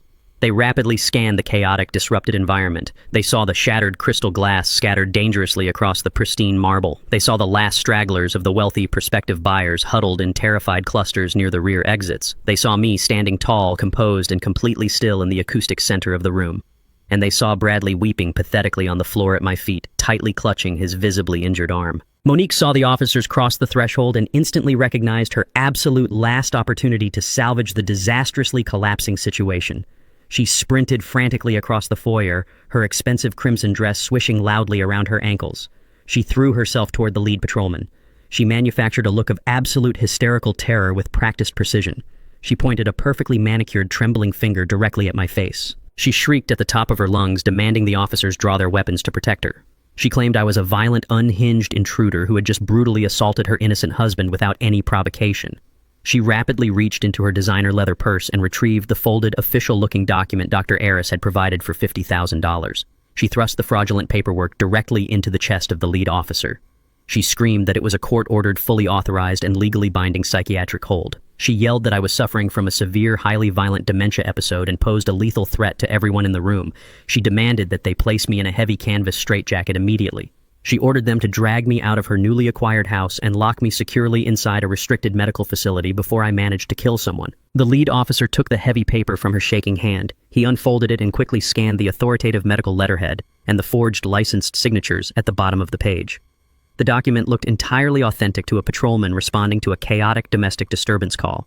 It possessed the correct county administrative seals and the aggressive standardized legal phrasing necessary to mandate an involuntary medical detainment. The officer looked up from the fraudulent psychiatric hold. He looked at Monique's highly convincing, fabricated tears streaming down her face. He looked at Bradley bleeding and whimpering helplessly on the shattered glass. Finally, his eyes locked onto me. The dynamic in the room shifted instantly. The officers did not ask me for a statement. They did not request my side of the story or attempt to de-escalate the situation verbally. They relied entirely on the signed medical directive Monique had shoved into their hands. The lead officer nodded sharply to his partners. They moved forward in perfect, practiced synchronization. They unclipped the heavy steel handcuffs from their utility belts. The metallic ratcheting sound echoed clearly in the tense flashing light of the foyer. They stepped forward, forming a tight, inescapable semicircle around my position. They raised their hands and issued loud, commanding orders. They ordered me to turn around immediately. They ordered me to place my hands flat behind my back and interlock my fingers tightly. They explicitly warned me that any physical resistance or sudden movements would be met with immediate and overwhelming physical force. Monique stood safely behind the protective line of blue uniforms. She clutched her designer purse tightly to her chest. A cold, victorious smirk broke through her manufactured tears. She firmly believed the trap had finally snapped completely shut. She believed her forged medical paperwork had successfully neutralized the architect of her destruction. The officers closed the final distance, stepping carefully over the broken glass, their steel handcuffs fully drawn and ready to permanently deploy. The officers closed the final distance, stepping carefully over the broken glass, their steel handcuffs fully drawn and ready to permanently deploy. I watched the lead officer's eyes lock onto my wrists. I knew the exact protocol for dealing with armed, highly adrenaline-fueled law enforcement. A single sudden twitch, or an aggressive defensive posture, would grant them the immediate legal justification to tackle me to the marble floor. I did not give them that excuse. I maintained my absolute, unshakable composure. I held my hands in plain sight, resting them lightly against the tailored fabric of my suit jacket. I took one single slow and highly deliberate step backward. It was not a retreat born of fear. It was a calculated maneuver to establish a fractional buffer of physical space. Monique shrieked from her safe position behind the wall of blue uniforms. She demanded they stop hesitating and throw me to the ground. She wanted the immediate violent spectacle of my subjugation. The lead officer ignored her shrill commands. His training dictated that he assess the immediate threat, and I was projecting the exact opposite of violence. I spoke in a calm, flat, and deeply resonant tone. I informed the officers that I was fully prepared to comply with their directives, but I requested permission to present a single legally binding document from my interior coat pocket. The lead officer paused. He gripped the heavy steel cuffs tightly in his right hand. He rested his left hand securely on the butt of his holstered service weapon. He nodded once, granting me a strict and highly monitored margin of movement. He explicitly warned me to move with extreme caution. I moved my right hand at a glacial, transparent pace. I slipped my fingers inside the breast pocket of my charcoal wool suit. I bypassed the folded master trust document and grasped a different, equally lethal piece of paper. I withdrew a thick, heavy stock blue folder. The embossed gold seal of the premier neurological institute in the state caught the bright light of the grand chandelier. I extended my arm slowly and handed the thick dossier directly to the lead officer. I instructed him to review the certified medical findings inside before he made a catastrophic legal error based on Monique's purchased forgery. The officer accepted the folder. He kept his peripheral vision entirely locked on me while he opened the cover. He flipped past the official title page and began to read the dense, highly detailed medical summary. The document was a pristine, comprehensive neurological evaluation. It was completely unassailable. It explicitly detailed my exceptional cognitive health, my flawless memory retention, and my absolute psychological stability. The summary was signed, stamped, and authenticated by the chief of neurology at the state's most prestigious research hospital. It was not a superficial 10-minute clinic assessment. It was the result of a grueling 5-hour battery of rigorous psychological and physiological tests. The officer's eyes darted between the fraudulent psychiatric hold Monique had shoved into his hands and the pristine neurological dossier I had just provided. The chronological discrepancy was undeniable and completely fatal to Bradley's entire scheme. Dr. Aris's hastily fabricated report was dated a mere 48 hours ago. My certified neurological evaluation was dated exactly 7 days ago. It established a hard, irrefutable medical baseline that proved the sudden, aggressive onset of vascular dementia outlined in Monique's document was a complete clinical impossibility. The comprehensive evaluation utterly and entirely invalidated the $50,000 forgery. I had not subjected myself to that grueling neurological exam to prepare for Monique's inevitable betrayal. I secured that specific documentation strictly to protect the lifeblood of my commercial construction firm. In the high-stakes arena of industrial contracting, a man operating in his late 60s is constantly viewed as a potential liability by massive corporate bonding companies. Securing the necessary surety bonds for multi-million-dollar government infrastructure projects requires absolute documented proof of ongoing executive competence. The corporate underwriters demand to know that the man signing the contracts possesses the cognitive elasticity and the psychological endurance to oversee massive logistical operations. I learned decades ago that the only effective shield against aggressive corporate vultures was preemptive bulletproof documentation. I treated my own medical records with the exact same ruthless precision I applied to load-bearing architectural blueprints. I proactively updated my cognitive evaluations every 2 years to ensure no rival firm could ever challenge my executive authority in a boardroom. Sylvia always admired my rigid adherence to defensive preparation. She knew that my commercial contracting armor would eventually become the exact weapon necessary to dismantle her daughter's fraudulent crusade. Monique and Bradley believed they were outsmarting a vulnerable, isolated old man. They had actually challenged a veteran corporate architect who spent his entire life building impenetrable fortresses. The lead officer finished reading the final page of the neurological summary. The rigid, aggressive tension in his shoulders completely vanished. He lowered the steel handcuffs to his side. He looked at the forged psychiatric hold in his left hand with a sudden expression of deep, professional disgust. He realized he had been actively manipulated into functioning as an armed enforcer for a malicious domestic conspiracy. He turned his head and shot a hard, commanding look at the 3 other officers surrounding me. He gave them a sharp, silent, physical signal. The officers immediately broke their aggressive formation. They took 2 synchronized steps backward and holstered their restraints. They had completely stood down. Monique watched the tactical retreat in absolute, uncomprehending horror. Her meticulously constructed reality was collapsing directly in front of her eyes. She lunged forward, her expensive dress swishing violently. She screamed at the lead officer, demanding to know why they were backing away. She pointed frantically at my chest and yelled that I was a dangerous lunatic who had severely broken her husband's wrist. She insisted her medical document was the only valid authority in the room. The lead officer turned to face her. His voice was cold and entirely devoid of the previous deference he had shown her. He held up the thick blue folder. He informed Monique that my certified state-level neurological evaluation directly contradicted her sudden psychiatric emergency. He stated clearly that they were no longer dealing with a medical crisis. They were dealing with heavily conflicting legal documentation, which instantly transformed the eviction attempt into a highly volatile civil dispute. He warned her firmly to step back and lower her voice before she was cited for interfering with a police investigation. Monique stood frozen, her mouth open in a silent, jagged gasp. The absolute authority she thought she had purchased had completely evaporated. She looked down at Bradley, who was still weeping pathetically on the shattered glass, clutching his broken wrist. The illusion of their total victory had shattered just as thoroughly as the crystal champagne flute. It was the precise moment to deliver the final, inescapable blow.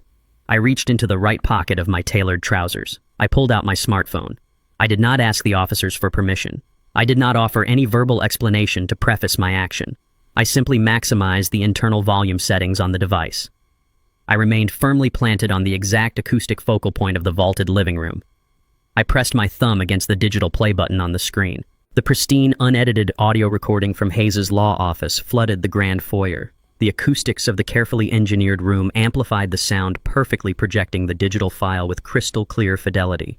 Bradley's desperate recorded voice bounced sharply off the high plaster walls and echoed across the marble floors.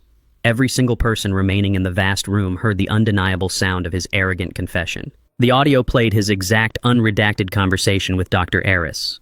Bradley's metallic, heartless laugh echoed through the house. The officers listened in absolute stunned silence as the recorded Bradley explicitly detailed the $50,000 bribe.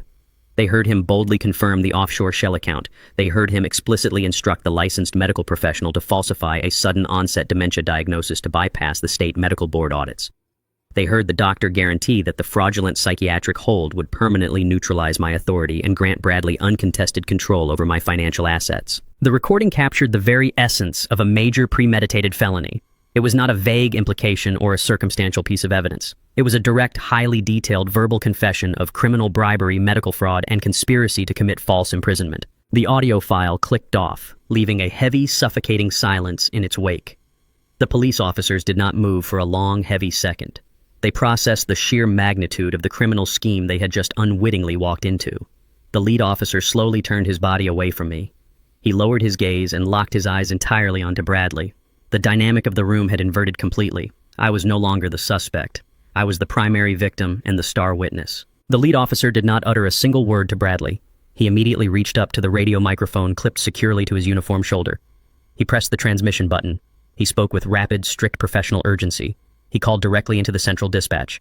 He requested an immediate supervisor response to the estate. He requested a dedicated medical transport unit for a suspect with a fractured wrist. He explicitly reported that his unit had just secured a live active scene involving a massive medical fraud and extortion conspiracy. Monique stumbled backward as if she had been physically struck.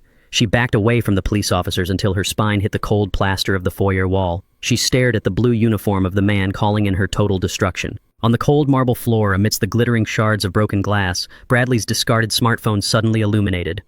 A harsh electronic ringtone pierced the heavy tension of the room. The caller ID flashed brightly against the cracked screen. It was the private equity firm. The men who had just walked out the front door were already making their first collection call. Bradley lay on the floor, cradling his broken wrist, weeping loudly as the phone rang endlessly, signaling the absolute and violent end of his fraudulent life. The shrill electronic ringtone of Bradley's discarded smartphone continued to pierce the heavy silence of the grand foyer. The device lay on the cold marble floor, surrounded by the glittering, shattered remains of the crystal champagne flute. The bright screen illuminated the faces of the 4 police officers standing in a loose perimeter. They watched the spectacle unfold with grim professional detachment. They had completely abandoned their aggressive tactical posture. My pristine neurological evaluation rested securely in the hands of the lead officer. The forged psychiatric hold was completely dead. The trap had inverted.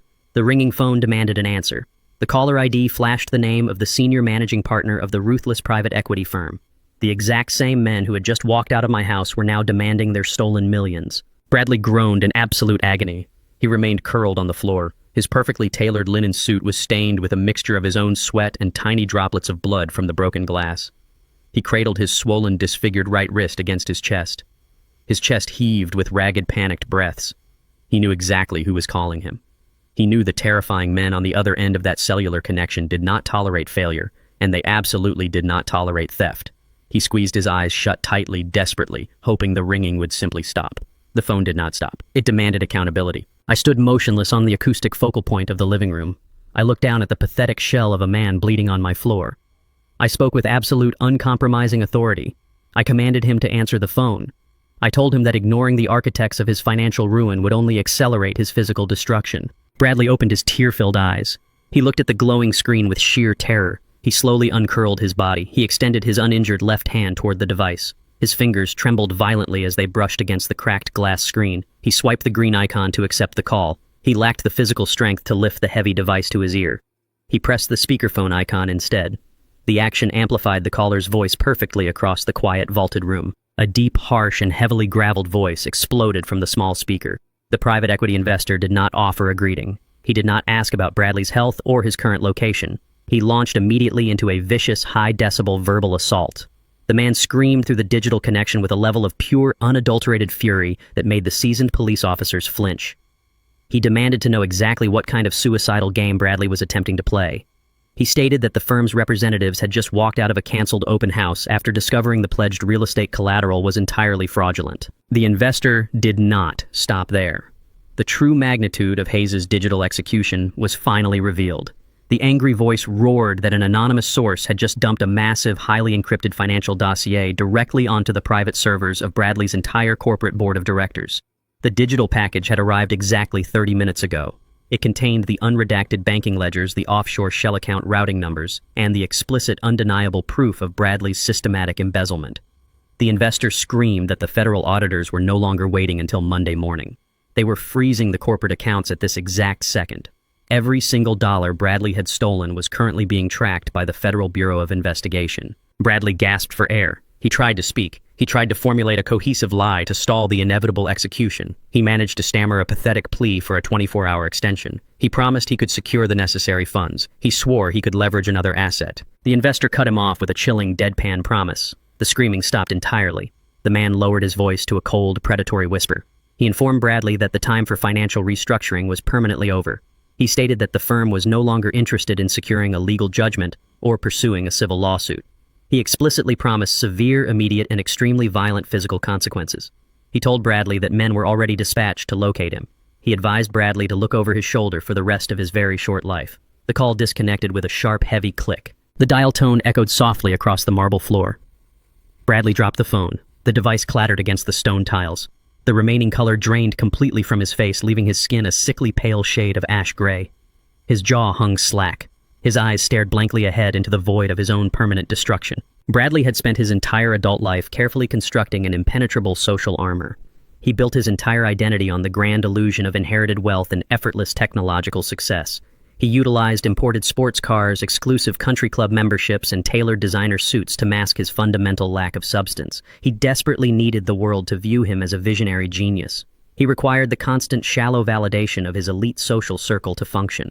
Without the stolen money financing his lavish charade, his entire persona completely disintegrated. He possessed no genuine skills. He possessed no actual business acumen. He possessed no real friends. He was entirely empty. The illusion was dead. He was now just a terrified, bankrupt criminal facing a massive federal indictment and the lethal wrath of a defrauded private equity syndicate. The paralyzing shock slowly mutated into a volatile, desperate rage. Bradley needed a scapegoat. He needed a target to absorb the crushing weight of his monumental failure. He could not attack me. I had just broken his wrist and dismantled his entire empire without breaking a sweat. He could not attack the police officers standing just feet away. He turned his wide, unhinged eyes toward the only other person involved in the conspiracy. He locked his gaze onto Monique. Monique was still pressed firmly against the plaster wall of the foyer. She clutched her expensive designer purse tightly against her chest. She watched Bradley's transformation with growing horror. Bradley struggled to his feet. He swayed unsteadily, favoring his broken arm. He pointed his uninjured left hand directly at his wife. He unleashed a torrent of venomous accusations. He screamed that this entire catastrophic failure was completely her fault. He blamed her for introducing him to the fraudulent scheme. He claimed her mother's fake deed was a deliberate, malicious trap designed to ruin his flawless reputation.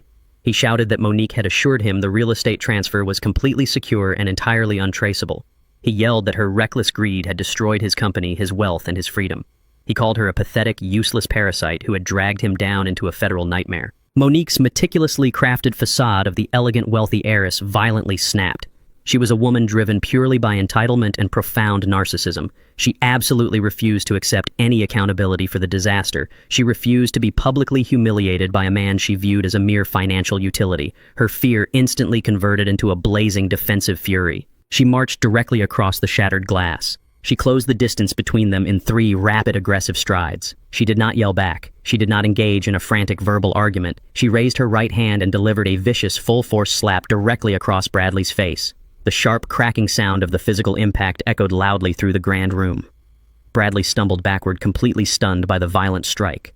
A bright red handprint instantly bloomed across his pale cheek. Their fragile parasitic alliance shattered into a million irreparable pieces right in front of the police officers. They were no longer a united front of wealthy elites executing a hostile takeover. They were 2 cornered criminals viciously turning on each other to survive. Monique stood over him, breathing heavily. She looked at the police officers. She saw the sheer contempt in their eyes. She looked at the dropped phone on the marble floor. She suddenly realized the absolute severity of her own legal exposure. She had actively presented a forged medical document to sworn law enforcement officers. She had attempted to initiate a fraudulent psychiatric detainment. She was entirely complicit in the massive wire fraud conspiracy. The federal authorities would not stop with Bradley. They would thoroughly investigate the origin of the counterfeit deed. They would uncover her direct involvement in the theft of my estate. She was facing her own lengthy federal prison sentence. Her survival instinct engaged with terrifying speed. She knew Bradley was a completely sunken ship. She could not rely on him to protect her. She needed a new strategy instantly. She needed to manipulate the only man in the room who possessed the ultimate authority to dictate the narrative.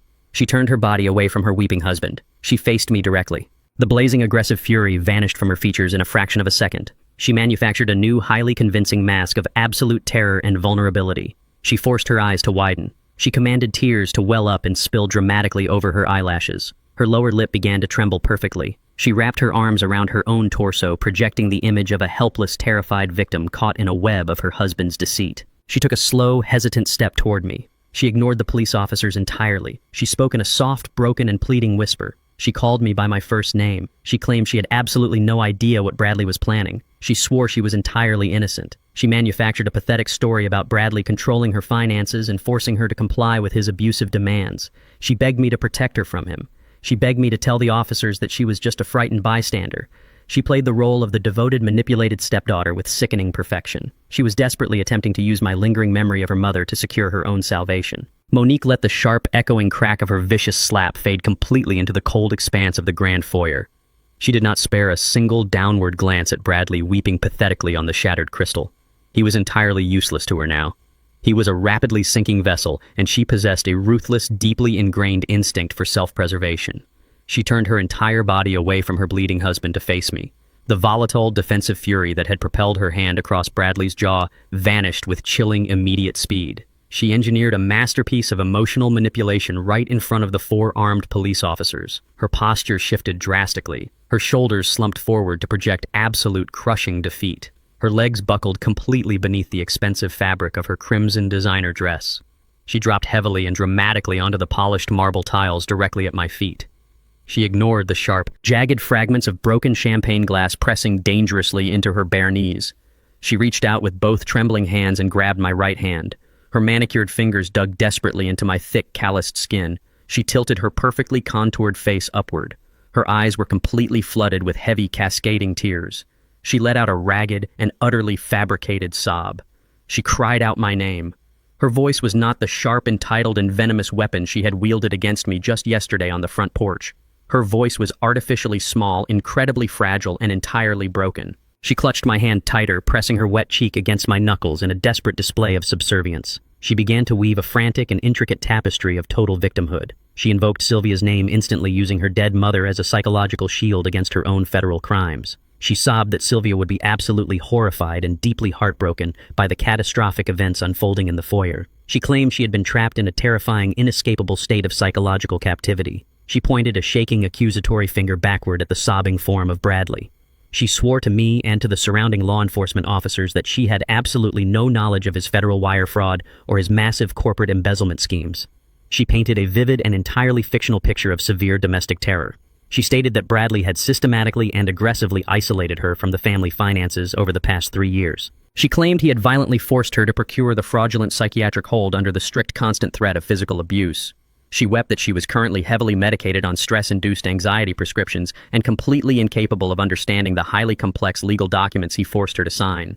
She looked deeply into my eyes, amplifying the flow of her tears, and begged me to protect her from the impending wrath of the federal authorities. She begged me to let her keep the estate to preserve her mother's legacy. She promised with hysterical intensity that she would immediately file for divorce against Bradley and spend the absolute rest of her life honoring Sylvia's memory. She swore she would finally become the loving, respectful, and devoted daughter Sylvia always desperately wanted her to be. I looked down at the weeping woman kneeling on the shattered glass of her own ruined celebration. I felt the wetness of her manufactured tears against the back of my hand. I observed the perfect rhythmic trembling of her lower lip. I listened to the desperate and catching breaths she intentionally drew into her chest to simulate a panic attack. It was a flawless, highly polished theatrical performance. It was also a performance I had witnessed in its exact, precise entirety 15 years ago. During the late summer of 2011, I had spent 3 grueling years meticulously restoring a vintage 1968 Ford Mustang. I rebuilt the entire engine block entirely by hand and sourced original era-specific leather for the interior upholstery. I spent countless midnights polishing the chrome bumpers until they perfectly mirrored the sun. It was my absolute pride and joy, a tangible reward for decades of brutal physical labor. Monique was 22 years old at the time. She took the keys from my home office desk without asking my permission or showing a shred of respect. She drove the powerful muscle car to an exclusive high society country club party simply to impress her shallow, wealthy friends. She drove it home heavily intoxicated and slammed the heavy vintage vehicle directly into a massive brick retaining wall at the edge of the neighborhood. She completely totaled the front end, shattered the engine block, and warped the custom chassis beyond any hope of mechanical repair. When I found her standing next to the smoking, ruined wreckage, she dropped to her knees in the driveway. She grabbed my hand. She wept with the exact same perfectly trembling lip. She swore she was swerving rapidly to avoid a stray animal darting into the road. She claimed she was terrified of the police and begged me not to tell Sylvia the absolute truth about her severe intoxication. I was a foolish, highly hopeful stepfather back then. I desperately wanted to build a bridge of trust with my wife's inherently hostile daughter. I absorbed the massive financial loss without a single complaint. I lied directly to the insurance company investigators. I protected her from all the severe legal consequences of driving under the influence. I fell completely and blindly for the tears of a highly skilled emerging predator. I did not feel a single trace of that foolish, naive hope today. The corporate and emotional armor I wore was completely impenetrable. I looked at the tears streaming down her perfectly contoured face, and I felt absolutely nothing but cold, analytical detachment. I clamped my left hand firmly over her trembling wrists. I peeled her desperate fingers off my skin with slow, unyielding, and mechanical force. I pulled my hand completely away from her grasp, ensuring no physical contact remained. I took a single and highly deliberate step backward to permanently sever the connection. The sudden physical rejection caused her fabricated sobs to falter for a fraction of a second. A brief and terrifying flash of genuine, unadulterated panic crossed her eyes before she aggressively forced the mask of victimhood back into place. I spoke in a low, flat, and deeply resonant voice that carried absolute and heavy finality. I did not address the stunned police officers standing in the periphery. I spoke directly and exclusively to the parasite kneeling on my floor. I told her that she was severely overestimating her own acting abilities and fundamentally underestimating my intelligence. I told her that I possessed a flawless photographic memory for disrespect. I instructed her to cast her mind back exactly 3 weeks ago to the formal catered dinner she hosted in this very house. I recounted the precise, undeniable events of my 68th birthday party. I reminded her of the exact moment I stood silently in the shadows of the adjacent dining room listening to her speak to her shallow circle of friends. I repeated the exact and venomous words she used to describe my existence. I reminded her that she explicitly told her wealthy guests that I was not a father figure, not a partner to her mother, and certainly not a respected commercial architect. She had called me a temporary unwanted squatter. She had called me just her mother's husband. She had explicitly stated she was eagerly counting the days until she could throw me onto the street and permanently scrub my cheap, working-class stench from the pristine walls of the estate. Monique stared up at me in absolute paralyzing silence. Her jaw trembled violently, but no manipulative words materialized to counter my absolute factual recounting. The manufactured tears completely stopped flowing, drying instantly against her pale skin. The horrific realization that I had heard her vicious, unvarnished confession weeks ago struck her like a physical, devastating blow to the chest. She understood instantly that her current performance was entirely useless and her exposure was total. I looked down at her kneeling form and delivered the ultimate lethal truth. I informed her that I was not the only person in this house who saw entirely through her hollow, greedy, and purely transactional soul. I told her that her mother had spent the final 5 years of her life watching in silent agony as her daughter mutated into a destructive and heartless monster. I stated clearly that Sylvia anticipated this exact, pathetic theatrical performance with mathematical precision. Sylvia knew her daughter would eventually attempt to violently steal the estate and then aggressively play the weeping victim when the fraudulent theft inevitably collapsed. I reached my right hand deep into the interior breast pocket of my tailored charcoal wool suit. I grasped the heavy folded archival parchment. I pulled the thick, certified document out into the bright, unyielding light of the grand chandelier. I unfolded the heavy paper with a sharp snap and held it out directly in front of her face.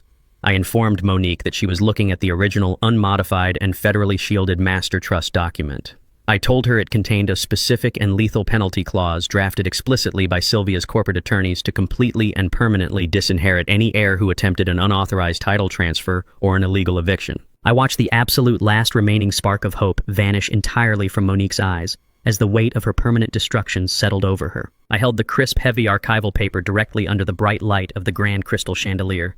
The vast foyer was completely silent save for Bradley's pathetic, muffled sobbing on the floor and the heavy, synchronized breathing of the 4 police officers. They stood entirely frozen, captivated by the sudden legal execution taking place right in front of them. I did not raise my voice. I did not inject any gloating or theatrical emotion into my delivery. I read the text with the cold, sterile precision of a corporate auditor finalizing a massive bankruptcy proceeding. I recited Section 7, Paragraph 4 of Sylvia's Master Estate Trust. It was a self-executing poison pill clause. The legal language was immaculate and entirely devoid of any exploitable loopholes. It explicitly stated that any designated heir who attempted to initiate a hostile eviction, forcibly remove me from the primary residence, or legally contest the established chain of title would instantly trigger a total, automatic, and irrevocable disinheritance. I looked down at Monique. I translated the dense legal terminology into the harsh, inescapable reality of her new existence. I informed her that the exact moment she shoved that forged psychiatric hold into the chest of the lead police officer, she had activated the guillotine. The master trust was directly linked to the estate's primary financial holding accounts. The penalty clause did not require a judge's signature to take effect. It did not require a protracted court battle or a board meeting. It was completely automated. I told her that her guaranteed 50% share of the multi-million-dollar estate was legally vaporized.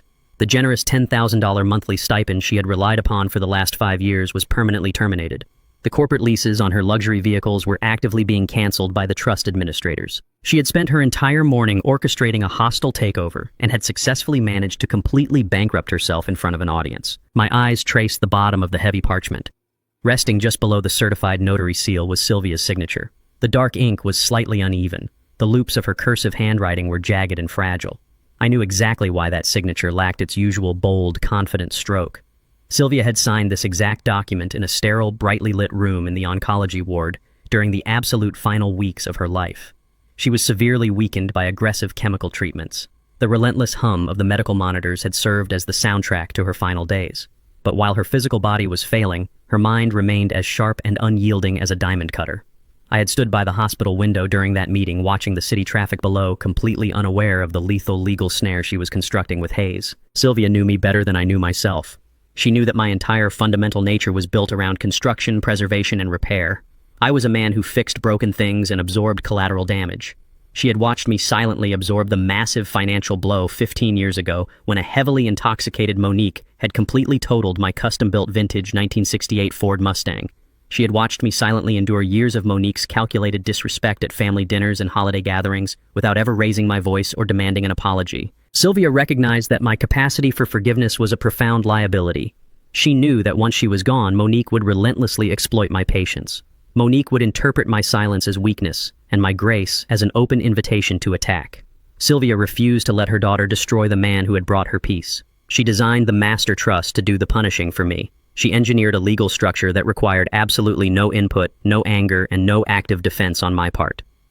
She built an automated fortress around my existence, ensuring that if Monique ever decided to strike, the trap would snap shut with lethal and permanent force. The sheer crushing weight of the absolute financial evaporation slammed into Monique. I watched the realization saturate her brain. The elaborate, highly practiced mask of the terrified, abused victim simply dissolved. The fake tears that had been pooling in her eyes vanished, leaving her gaze dry, hard, and terrifyingly cold. She stopped trembling. She stopped invoking her mother's memory. The pathetic whimpering act was completely useless, so she discarded it instantly. Her posture shifted with rapid, aggressive violence. She pushed herself up from the marble floor. She completely ignored the sharp shards of broken crystal that sliced shallowly into her bare knees and the palms of her hands. A drop of blood trickled down her shin, ruining her expensive crimson dress, but she did not even register the physical pain. Her sadness evaporated into pure, unadulterated, and venomous rage. Her face contorted into a hideous, feral sneer. The elegant high society heiress was dead. She was entirely exposed as a hollow-cornered predator who had just realized her hunting grounds were completely barren. She understood the absolute totality of her ruin. Bradley's stolen corporate millions were currently being seized by federal agents. The private equity firm was actively hunting him down. Her mother's vast fortune was permanently locked away behind an impenetrable legal wall. She had no secret offshore accounts. She possessed no marketable skills. She had never worked a single hour in her entire adult life. She was entirely and profoundly destitute. The reality of impending poverty hit her like a physical shockwave. Her country club memberships, her designer shopping sprees, and her sycophantic circle of elite friends were gone forever. Blind, frantic greed completely overrode whatever fractional logic remained in her mind. If she could not have the estate she needed, portable, untraceable wealth. She needed immediate liquidity to flee the catastrophic fallout of her husband's collapsing empire. Her eyes darted wildly around the grand foyer before snapping directly toward the sweeping mahogany staircase. I knew exactly where her panicked mind had gone. The master suite at the top of the stairs housed Sylvia's personal floor safe. Inside that reinforced steel box sat a collection of flawless antique diamond jewelry worth hundreds of thousands of dollars. Lining the upper gallery walls leading to that suite were 4 original authenticated post-impressionist oil paintings Sylvia had acquired at auction decades ago. Monique intended to sprint upstairs, tear the heavy gilded frames from the walls, empty the safe, and vanish into the city to fence the stolen assets on the black market before the federal authorities could freeze her physical movements. She let out a raw, animalistic snarl and lunged forward. She attempted to sprint past me, her high heels slipping wildly on the polished marble. She moved with chaotic, desperate momentum, her eyes locked entirely on the prize at the top of the stairs. I did not rush. I did not mirror her frantic panic. I simply stepped sideways with calculated geometric precision. I planted my broad shoulders and my heavy frame directly at the base of the mahogany staircase. I became an immovable physical barricade blocking her only path to the upper floors. Monique slammed to a halt just inches from my chest. She raised her hands, curling her manicured fingers into tight, violent claws, preparing to physically tear her way through me to reach the gallery. Her breathing was ragged, her chest heaving with exertion and pure malice. I looked down at her contorted face. I did not raise my hands to defend myself. I did not flinch from her raised claws. I spoke with absolute crushing calmness. I advised her to stop completely. I informed her that storming the gallery was a spectacularly useless endeavor. I told her that every single original painting in this house, including the specific artwork she planned to strip from the gallery walls, was heavily monitored. I explained the security protocol with slow, deliberate enunciation. I told her that passive microscopic RFID tracking chips were woven directly into the canvas fibers of the paintings. I stated that the entire collection was globally insured and strictly registered with the International Stolen Art Database. I warned her that the moment a canvas crossed the exterior threshold of the estate without an authorized digital handshake, a silent alarm would deploy. I informed her that if she removed a single piece of art from this property, she would not be fencing luxury goods. She would be actively transmitting her precise geographic coordinates directly to a federal art theft task force. Monique stared at me, her chest heaving, the reality of the microchipped artwork paralyzing her feet on the bottom step of the mahogany staircase. She was completely trapped. Before her frantic mind could formulate a secondary escape route, a deep, rhythmic vibration rumbled through the floorboards of the grand foyer. It was a heavy, mechanized sound that entirely overpowered the idling engines of the local police cruisers parked outside. The distinct, aggressive crunch of thick off-road tires tearing into the manicured gravel driveway echoed loudly through the heavy oak doors. Powerful halogen headlights sliced through the tall front windows, instantly drowning out the spinning red and blue emergency lights. 4 massive, unmarked black SUVs moved in perfect aggressive synchronization. They did not park politely along the circular drive. They executed a tactical perimeter maneuver, jumping the pristine curbs and angling their reinforced steel grills directly toward every potential exit of the estate. The absolute finality of their arrival hung heavily in the crisp evening air. The heavy doors of the tactical vehicles swung open simultaneously. A dozen federal agents poured out onto the gravel. They did not wear the standard patrol uniforms of the local police currently standing inside my house. They wore dark, heavy tactical gear with reinforced Kevlar vests, prominently displaying the bright yellow letters of the Federal Bureau of Investigation. They moved with a silent, terrifying efficiency, securing the perimeter of the property in a matter of seconds. Stepping out from the passenger side of the lead vehicle was a man who required no tactical armor. He wore a perfectly tailored navy blue suit and carried a slim leather briefcase. It was Hayes. He walked up the wide stone steps behind the federal strike team with the calm, measured stride of an executioner arriving to perform a routine administrative task. Long before Hayes ever established his highly lucrative private corporate practice, he had spent a brutal and highly distinguished decade serving as a senior federal prosecutor in the white-collar crime division. He possessed a vast, deeply entrenched network of federal judges, lead financial investigators, and elite forensic auditors. He knew exactly which precise legal levers to pull, which encrypted files to expedite, and which specific federal magistrates to wake up in the middle of the night to secure an immediate multi-agency raid.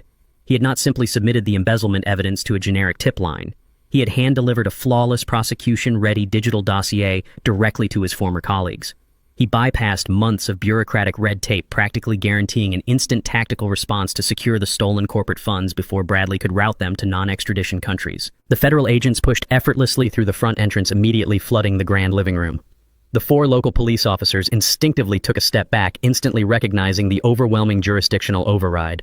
They lowered their hands from their utility belts and deferred entirely to the federal raid team. The lead FBI agent, a tall, severe man with a hardened jawline and cold eyes, did not waste a single breath on pleasantries or de-escalation tactics. His gaze swept the room and locked immediately onto Bradley, who was still trembling on the marble floor near the shattered crystal. The agent marched directly across the foyer. He pulled a thick, tightly folded document from his tactical vest. He stood towering over the broken technology entrepreneur and read the federal warrant aloud. His voice was a booming mechanical instrument of the United States justice system. He formally charged Bradley with 7 counts of aggravated wire fraud, 3 counts of international bank fraud, and the grand embezzlement of over $40 million from a federally insured corporate entity. 2 heavily armed agents stepped forward and grabbed Bradley by the shoulders of his ruined linen suit jacket. They hauled him violently to his feet. They did not care about his fractured right wrist. They twisted his arms behind his back with practiced, unyielding force and clamped heavy federal steel around his wrists. Bradley let out a sharp, agonizing shriek of physical pain as the metal bit into his swollen joint, but the sound was quickly swallowed by a tidal wave of pure, unfiltered venom. As the agents prepared to drag him toward the waiting black SUVs, Bradley completely snapped. His psychological collapse was absolute. He turned his head and locked his bloodshot eyes onto Monique. He unleashed a horrific, deafening string of vile obscenities directly at his wife. He screamed that her insatiable greed had dug his grave. He shouted that if she had not constantly pressured him to elevate her social status, he never would have touched the corporate accounts. He roared that her malicious plan to illegally leverage the estate with a fraudulent deed was the exact catalyst that exposed his offshore shell companies to the private equity firm. He cursed her mother. He cursed her absolute uselessness. He spat violently onto the marble floor at her feet, blaming her entirely for the fact that he was about to spend the rest of his natural life rotting inside a maximum security federal penitentiary. The local police officers, the federal agents, and the remaining catering staff stood back and watched the complete and utter disintegration of the parasitic marriage without a shred of sympathy. Monique pressed herself against the mahogany banister. She ignored her husband's deranged, echoing screams as the agents physically dragged him out through the double doors and shoved him roughly into the back of a reinforced transport vehicle. She genuinely believed she had survived the blast radius. She firmly believed the federal authorities were solely interested in the corporate embezzlement and the financial crimes associated directly with Bradley's technology firm. She took a slow, calculated breath and attempted to smooth the wrinkled fabric of her crimson designer dress. She adjusted her posture desperately, trying to resurrect the arrogant, untouchable heiress persona. She took one confident step toward the front door, fully intending to walk out of the estate, hail a private car, and disappear into the city to regroup and calculate a new parasitic strategy. The lead FBI agent smoothly stepped sideways, instantly blocking her path to the exit. He did not look at her with any hint of respect, pity, or courtesy. He unzipped a secondary compartment on his tactical vest and produced another thick legal document. He held it up directly in front of Monique's face. He informed her that she was not leaving the premises. He explained that he possessed a secondary sweeping asset forfeiture warrant authorized directly by a federal judge. He delivered a cold, rapid lesson in the absolute crushing power of federal criminal statutes. He stated that any physical item, property, or liquid asset purchased, maintained, or improved using Bradley's embezzled corporate funds was now the immediate legal property of the United States government. Monique stared at the warrant in absolute paralyzing disbelief. The agent gestured sharply to his team. 6 agents immediately bypassed the foyer and marched heavily up the grand staircase. They were not looking for hidden criminals. They were executing a systematic wall-to-wall asset seizure. The lead agent looked directly at the keys dangling from Monique's manicured fingers. He demanded the electronic fob for the imported luxury SUV parked on the gravel driveway. He explicitly informed her that the vehicle's lease had been paid directly through Bradley's compromised corporate accounts. It was instantly confiscated. Monique's hand trembled violently as she dropped the heavy key fob into the agent's outstretched palm. The sounds of heavy methodical confiscation echoed from the master suite upstairs. The federal agents were systematically clearing out the massive walk-in closets. They were seizing her extensive collection of Italian designer shoes, her silk evening gowns, and her dozens of exclusive imported leather handbags. They were pulling the velvet-lined jewelry boxes from the dressing room drawers, actively cataloging every diamond necklace, every sapphire tennis bracelet, and every platinum watch Bradley had purchased to maintain the grand illusion of his wealth. They boxed the items into heavy plastic evidence containers, ensuring every single asset was secured for federal auction to repay the defrauded investors. The lead agent reached forward and firmly grasped the strap of the expensive designer purse Monique was currently clutching against her chest. He pulled it effortlessly from her grip. He unceremoniously dumped the contents onto a nearby foyer table. He confiscated her platinum credit cards, her thick wad of cash, and her expensive smartphone. He informed her that the purse and all corresponding financial instruments were officially categorized as evidence of money laundering and receiving stolen property. Monique stood completely frozen in the center of the grand foyer. The air was entirely knocked out of her lungs. The sheer, overwhelming scale of her destitution finally crushed her. She was not just losing her guaranteed monthly stipend from the master trust. She was actively being stripped of every single material possession she had accumulated over the past 3 years. She watched the federal agents carry large sealed plastic bins down the mahogany staircase filled to the brim with her luxury items. She had no car to drive. She had no purse, no access to credit, no identification, and absolutely zero cash. The expensive crimson dress currently clinging to her body stained with her husband's blood, and the dirt from the floor was literally the absolute only possession she was legally allowed to keep. She had attempted to forcefully evict me from my own home and walk away with a multi-million-dollar estate. Instead, she was leaving the property with absolutely nothing but the clothes on her back, facing the terrifying reality of the cold, unforgiving pavement. The federal agents operated with terrifying mechanical efficiency. They moved rapidly and aggressively past Monique without offering her a single peripheral glance. They carried heavy, sealed plastic evidence bins filled to the absolute brim with her seized designer wardrobe, her imported shoes, and her confiscated diamond jewelry. The lead federal agent walked purposefully out the front double doors, joining his heavily armed tactical team in the idling black SUVs. The massive vehicles aggressively reversed off the manicured front lawn. Their thick off-road tires crunched loudly against the meticulously raked gravel as they accelerated down the long, curving driveway. They took Bradley, his shattered corporate empire, and the entirety of Monique's stolen material wealth with them into the dark suburban night. The flashing red and blue emergency lights of the remaining local police cruisers illuminated the grand foyer, casting long, stark, and chaotic shadows across the shattered crystals scattered wildly on the polished marble floor. Hayes stood perfectly composed near the base of the sweeping mahogany staircase. He snapped the latches of his slim premium leather briefcase shut with a sharp, echoing click. He walked calmly and deliberately toward the lead local police officer. Hayes did not ask for a professional favor. He initiated a strict formal legal procedure. He withdrew a pristine, heavily stamped document from his jacket and handed it directly to the patrolman. It was a finalized, judge-approved eviction order. The document explicitly named Monique and mandated her immediate, unconditional, and physical removal from the private property. The officer carefully reviewed the judicial signature and the embossed county seal. The initial jurisdictional confusion was completely resolved. The federal authorities had systematically gutted the overarching financial conspiracy, and now the local authorities were legally obligated to enforce the strict civil boundaries of the estate. The lead officer turned his imposing uniformed frame directly toward Monique. She remained entirely frozen in the acoustic center of the grand foyer. The officer spoke with harsh, unyielding, and absolute authority. He explicitly informed her that her legal right to occupy the premises had been officially and permanently terminated by a sitting judge. He ordered her to turn around and walk out the front doors immediately. He delivered a cold professional warning that any hesitation, any verbal argument, or any refusal to comply with his direct verbal commands would result in her immediate physical arrest and subsequent booking for criminal trespassing. Monique did not move a single inch.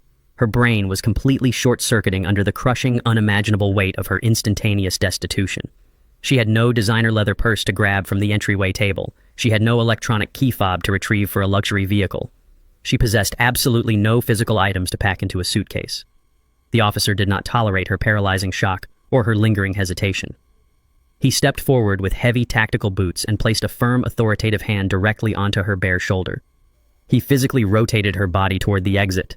He marched her forcefully across the foyer, guiding her rigidly over the broken champagne glass and out through the heavy oak double doors. The officer released his tight grip on her shoulder the exact fraction of a second her expensive high heels crossed the stone threshold. He immediately stepped backward into the warm interior of the foyer and stood silently beside me. Monique stumbled slightly and awkwardly on the uneven hand-cut slate of the grand porch. The crisp, unforgiving chill of the evening air slammed violently into her exposed skin. She wore only the thin, ruined fabric of her crimson designer dress. She wrapped her bare, trembling arms tightly around her torso. Her entire body began to violently shiver from the sudden temperature drop, the absolute loss of her social armor, and a massive, crippling adrenaline crash. The local police officers did not linger to monitor her psychological collapse. They had executed the eviction order flawlessly and securely returned control of the property to its rightful owner. They turned around, walked out the front doors, and descended the wide stone steps in perfect synchronization. They climbed into their respective marked cruisers, shut the heavy metal doors, and shifted their vehicles into gear. Monique watched in absolute paralyzing horror as the police cruisers drove away. Their bright red taillights faded completely into the dark, tree-lined suburban street. She was entirely and profoundly alone. She was marooned on the vast, empty gravel driveway of the massive estate she had maliciously plotted to steal. She slowly turned her shivering body around to face the open doorway. I stood, tall, broad, and completely silent within the warm, brightly lit foyer. The stark, undeniable contrast between my secure, fortified position and her bleak, utterly unprotected reality was absolute. The arrogant, wealthy, and untouchable heiress was permanently dead. She was now simply a desperate, freezing woman facing the terrifying prospect of surviving the night on the dangerous city streets with absolutely zero financial resources. She walked hesitantly toward the open double doors. She stopped exactly at the edge of the stone threshold. She was absolutely terrified to cross the legal boundary and trigger an immediate police response. Her teeth chattered audibly in the quiet night air. The meticulously applied, highly expensive makeup on her face was completely ruined, smeared by her earlier fabricated tears and her current genuine panic. She looked up at me. She dropped every last remaining ounce of her manufactured pride and her weaponized entitlement. She began to desperately beg. She did not ask for the house. She knew the estate was an impenetrable, legally fortified fortress. She pleaded purely for basic, immediate survival. She begged me for a temporary financial loan. She swore frantically that she would find a job tomorrow morning and pay me back every single cent. She asked for enough cash to hail a private cab to the city. She asked for enough money to secure a cheap roadside motel room for a single night. She frantically negotiated her own worth, dropping her financial requests lower and lower when I remained entirely rigid and unresponsive. She begged for a microscopic fraction of the monthly stipend she had comfortably burned on luxury shoes just weeks prior. Her voice cracked, echoing pathetically and weakly in the cold night air. I looked at her shivering figure standing on the pristine stone porch. I did not feel a single tremor of sympathy. My mind effortlessly and vividly transported me backward in time. I remembered standing on this exact geographic coordinate exactly 1 week ago. It was a humid, stifling evening. I had spent 6 grueling hours standing over a hot charcoal smoker in the backyard, carefully preparing a massive heavy tray of premium slow-cooked ribs for the exclusive dinner party she was hosting. I had walked around the perimeter of the house and climbed these exact stone steps carrying the heavy, aluminum-covered tray in both calloused hands. I had reached the front entrance only to discover the heavy oak doors were firmly locked from the inside. I had stood on the porch, my hands burning from the intense heat of the metal tray, and looked directly through the tall glass windows. I had seen Monique standing in the brightly lit foyer. She was holding a crystal flute of expensive champagne. She was surrounded by her wealthy, parasitic friends. She had looked directly through the glass at me standing outside in my faded canvas work jacket. She had not moved to unlock the door. She had not offered an apology. She had simply smirked, raised her champagne glass in a highly mocking toast, and turned her back. She had intentionally locked me out of my own home to publicly demonstrate her absolute dominance, leaving me isolated in the dark while she consumed the food I had labored to provide. The visceral memory crystallized my internal resolve into pure, unyielding steel. The cyclical, inescapable nature of justice had brought us back to the exact same threshold, but the positions were permanently and violently reversed. I did not waste my breath lecturing her on morality or the inevitable consequences of karma. I did not raise my voice to validate her frantic, shivering begging. I simply reached my right hand into the interior breast pocket of my tailored charcoal wool suit. I bypassed the heavy master trust document. I withdrew my slim, dark leather wallet. I opened the wallet with slow, methodical, and mechanical precision. I bypassed the heavy stack of high-denomination $100 bills. I extracted a single crisp $20 bill. I held the green paper out across the threshold. Monique stared at the small denomination in absolute disbelief. It was an amount of money she would have previously considered entirely insulting to leave as a restaurant tip. Now it represented her entire global net worth. Her shivering hand reached out slowly. Her manicured fingers clamped desperately onto the edge of the bill. She pulled it quickly from my grasp, clutching it tightly against her freezing chest. I looked her directly in the eyes. I delivered my final permanent instruction. I told her that the city bus stop was located exactly 1 mile down the main suburban road. I informed her that the $20 bill would adequately cover the night fare to the downtown transit center. I did not offer her a heavy winter coat. I did not offer her the use of my telephone. I took one slow, highly deliberate step backward into the warm, secure foyer of my estate. I gripped the thick brass handle of the heavy oak door. I swung the massive wooden panel forward with forceful momentum. The heavy door slammed firmly into the reinforced door frame, instantly cutting off the sight of her shivering form in the dark. I reached forward and engaged the heavy steel deadbolt. The mechanical mechanism slid into place with a sharp, echoing click. It was a sound of ultimate, absolute finality. The heavy steel deadbolt slid into place with a sharp and echoing mechanical snap. That single metallic sound marked the absolute and permanent conclusion of Monique's parasitic reign. I turned my back to the heavy oak double doors and looked out across the grand foyer. The chaotic, deafening storm of the past hour had completely passed. The federal agents were gone. The flashing emergency lights no longer painted the high vaulted ceilings with frantic red and blue shadows. The slick real estate brokers, the ruthless private equity men, and the sycophantic party guests had all scattered into the night like terrified insects. The massive estate was entirely silent. It was not the oppressive, hostile silence that had suffocated me over the past 3 years.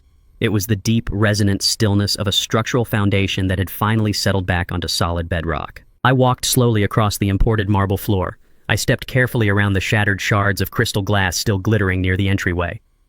I surveyed the grand living room. Bright neon federal seizure tags hung from the backs of the imported leather sofas and the antique mahogany display cabinets. The FBI had meticulously cataloged every single physical asset Bradley had purchased with stolen corporate funds. The room looked like an active crime scene stripped of its false prestige. The illusion of inherited wealth had been thoroughly dismantled, leaving behind only the stark architectural bones of the house I had built. A soft, hesitant shuffling sound broke the absolute quiet. I turned my head toward the arched entryway leading to the massive chef's kitchen. Carmen stepped slowly into the soft glow of the grand chandelier. She wore her faded gray uniform and held a simple wooden broom tightly in both hands. Her knuckles were pale from the nervous strength of her grip. Her dark eyes darted anxiously around the vast room, lingering heavily on the bright federal seizure tags attached to the expensive furniture. She looked like a survivor stepping out of a storm shelter to survey the catastrophic wreckage. She stopped at the edge of the marble tile. She looked at me with deep, unmasked apprehension. She had witnessed the entire violent collapse from the safety of the catering corridors. She had seen the federal agents physically drag Bradley out in steel handcuffs. She had watched the local police officers forcefully march Monique out the front doors into the freezing night. Carmen possessed the sharp, intuitive survival instincts of a woman who had worked tirelessly in the shadows of the wealthy elite for 2 decades. She knew that when massive estates changed hands and corporate empires burned to the ground, the working-class staff were always the very first casualties. She lowered her gaze to the floor. She asked me in a quiet, trembling voice if she needed to start looking for another job. She asked if the federal government was going to seize her modest pension or lock the doors to the staff quarters. She assumed she was merely collateral damage in a war she had no part in creating. She was entirely wrong. She was the exact reason I had survived the war in the first place. Carmen was not an employee. She was the silent, beating heart of this property. She had worked directly for Sylvia for 20 unbroken years. Long before Bradley and Monique executed their fraudulent takeover, Carmen had managed the daily operations of the house with absolute, unyielding loyalty. When Sylvia passed away and the estate was illegally transferred, Monique had immediately attempted to fire the older staff. Carmen had quietly refused to leave. She endured Monique's daily verbal abuse and Bradley's arrogant dismissals simply to remain close to me. When I was actively being starved and frozen out of my own home, Carmen was the only human being on the property who recognized my existence. She secretly brought hot meals to my small room in the basement. She monitored my blood pressure every single morning with a digital cuff she bought with her own money. She made sure my prescribed heart medications were never mysteriously misplaced by my stepdaughter. Most importantly, Carmen was the one who had taken the ultimate catastrophic risk. When Bradley first brought Dr. Eris into the house to orchestrate the fake dementia diagnosis, Carmen had listened through the library doors. She had smuggled a prepaid cellular phone into my room. She had made the initial desperate phone call to Hayes. She had literally risked her own livelihood and faced severe legal retaliation to hand me the weapon I needed to fight back. I looked at the older woman standing nervously with the broom. I did not offer her a patronizing smile or a vague promise of security. I spoke with absolute, uncompromising authority. I ordered her to put the broom down on the floor immediately. I told her that she would never sweep another floor or endure another degrading command in this house for the rest of her natural life. Carmen blinked in sheer confusion. Her hands slowly relaxed and the wooden handle of the broom clattered softly against the marble tiles. I reached into the interior breast pocket of my tailored charcoal wool suit for the final time tonight. I did not pull out a master trust document or a crisp $20 bill. I pulled out a thick, pristine manila envelope. I closed the distance between us and placed the heavy envelope directly into her hands. I instructed her to open it. She pulled back the metal clasp and extracted a stack of dense, legally binding corporate documents. It was a formal ironclad employment contract drafted and authenticated by Hayes earlier that afternoon. I informed her that her position as a domestic housekeeper was officially terminated. I stated that she was immediately promoted to the position of executive estate manager. I detailed the precise financial parameters of the contract. Her annual salary was instantly tripled.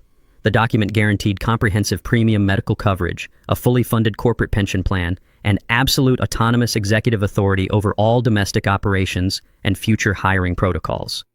She possessed the legal power to fire the entire remaining catering staff and replace them with her own trusted personnel. I told her that the foundation of loyalty she had provided me was worth exponentially more than any piece of seized diamond jewelry or fraudulent corporate stock. Carmen stared at the bold black ink of the salary figure printed on the first page. The shock completely drained the breath from her lungs. Genuine, silent tears began to rapidly trace paths down her weathered cheeks.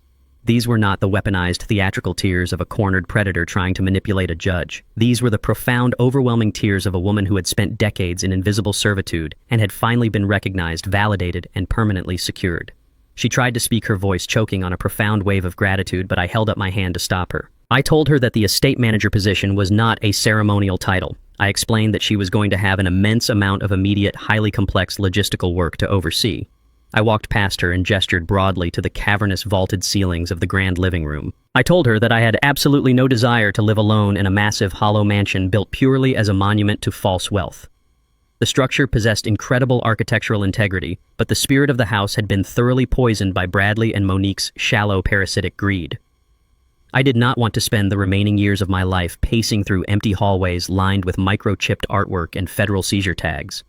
I needed to build something that mattered.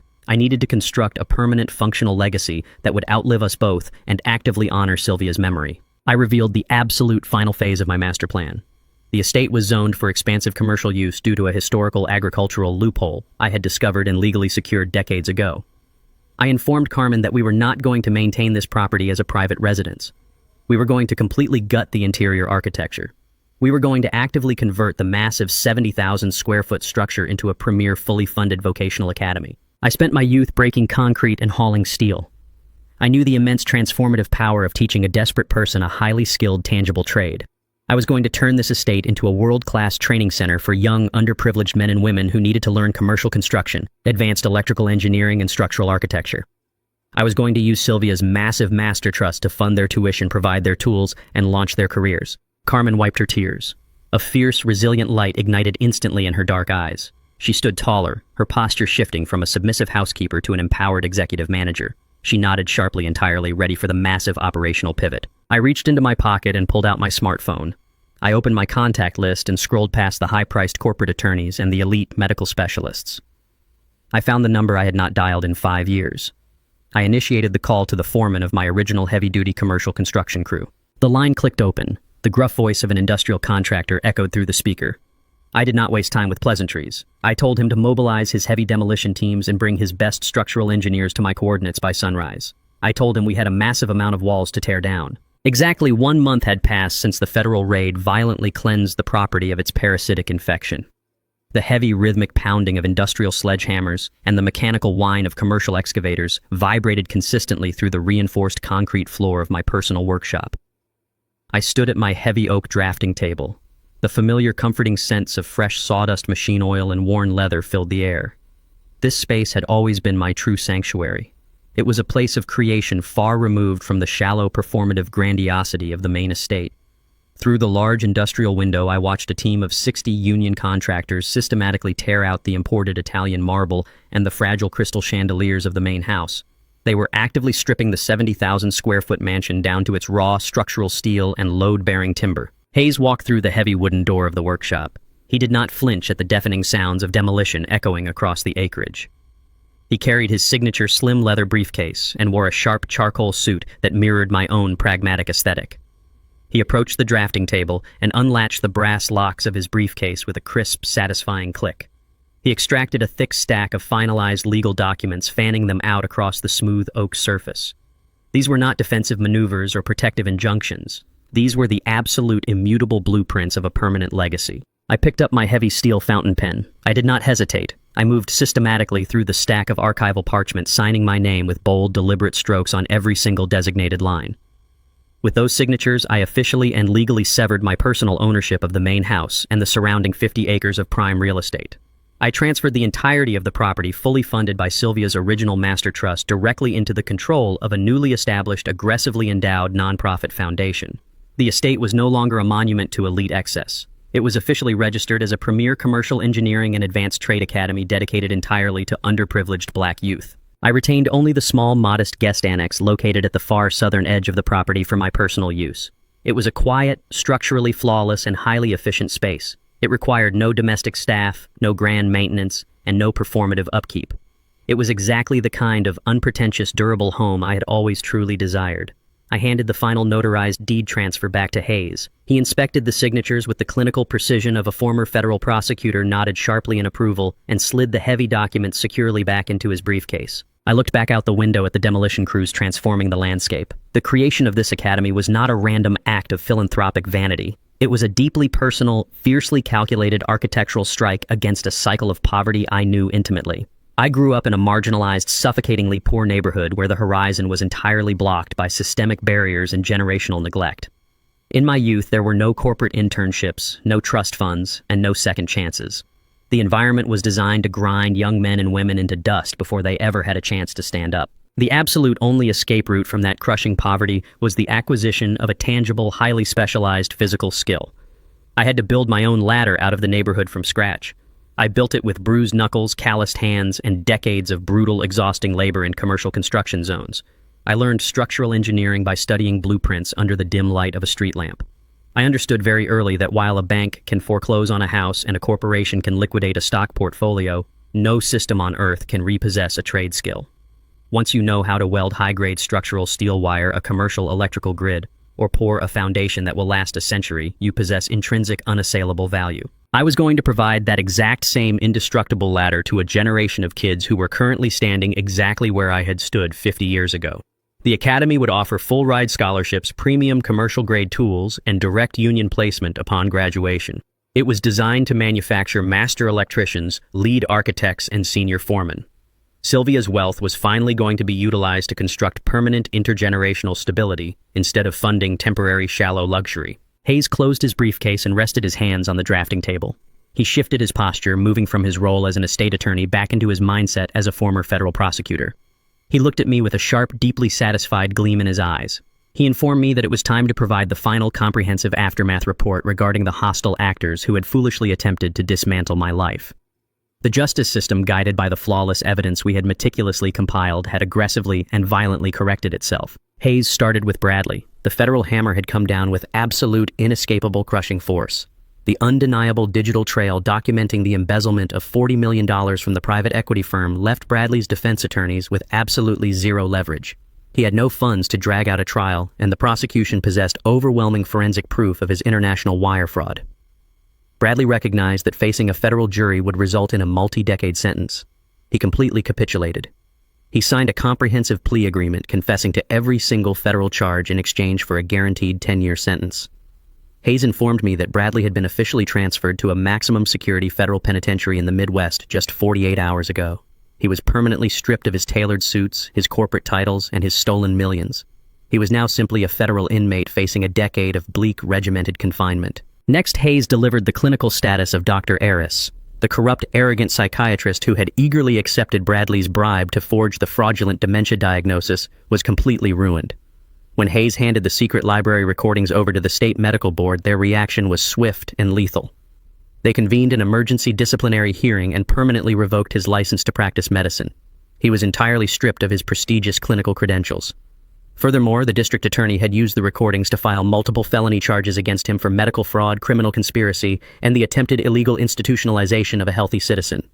Dr. Eris was currently out on bail, entirely bankrupt from his mounting legal defense fees and facing a mandatory minimum of 5 years in a state correctional facility. His lucrative, unethical career was permanently eradicated. Finally, Hayes reached the absolute bottom of the parasitic hierarchy. He delivered the ultimate, unvarnished truth regarding Monique.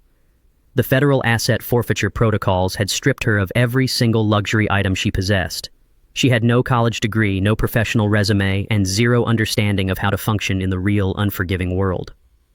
She had attempted to call her wealthy elite circle of country club friends, begging to sleep on their couches or borrow cash.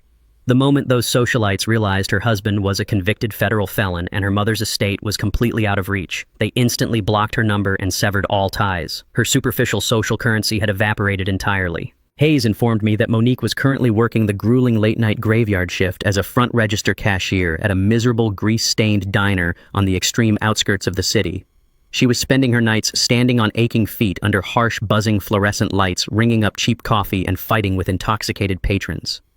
Every single meager paycheck she earned was being aggressively garnished to pay off the massive legal debts she had incurred during her desperate failed attempt to fight the federal asset seizures. She was living in a cramped, poorly insulated studio apartment, relying entirely on the unreliable public transit system she had once viciously mocked. She was trapped in a perpetual cycle of exhausting physical labor and crushing financial anxiety. She had spent her entire adult life aggressively avoiding honest work, choosing instead to manipulate, belittle, and steal from the people who supported her. Now the universe had forced her into the exact reality she had always considered beneath her. She was finally experiencing the brutal, unyielding weight of the real world without a safety net, a master trust, or a stolen corporate bank account to catch her. I listened to the comprehensive breakdown of their individual downfalls. I did not smile. I did not feel the need to celebrate or gloat over their misery. I simply felt the profound, resonant peace of an architect who had successfully reinforced a crumbling structure. The rot had been completely excised. The parasites had been permanently removed from the ecosystem. I turned my attention back to the massive industrial window. The sun was beginning to set over the sprawling acreage of the estate. The demolition crews were powering down their heavy machinery for the evening, leaving the skeletal frame of the mansion standing strong against the twilight sky. It was ready to be rebuilt. It was ready to serve a genuine purpose. I thanked Hayes for his impeccable work. I walked over to my workbench, picked up my heavy steel wrench, and prepared to start building something new. Exactly 1 month after the federal raid shattered the false foundation of the estate, I stood in the quiet, dust-filtered light of my personal workshop. The heavy, rhythmic thud of construction hammers and the high-pitched whine of industrial power saws echoed steadily from the main property. I leaned over my heavy oak drafting table. Hayes stood directly across from me. He unclasped his slim leather briefcase and produced the absolute final stack of legally binding corporate documents. I picked up my heavy steel fountain pen. I did not hesitate for a single fraction of a second. I signed my name with bold, deliberate strokes across the bottom of every pristine page. With those precise signatures, I officially and legally transferred the massive 70,000 square foot main house and its surrounding 50 acres of prime real estate into the permanent control of a newly established nonprofit foundation. The sprawling property was officially registered and heavily endowed as a premier engineering and advanced trade program dedicated exclusively to underprivileged Black youth. I retained only the small, structurally flawless guest annex located at the far southern edge of the property for my personal use. It was a modest, highly efficient space that required no performative upkeep.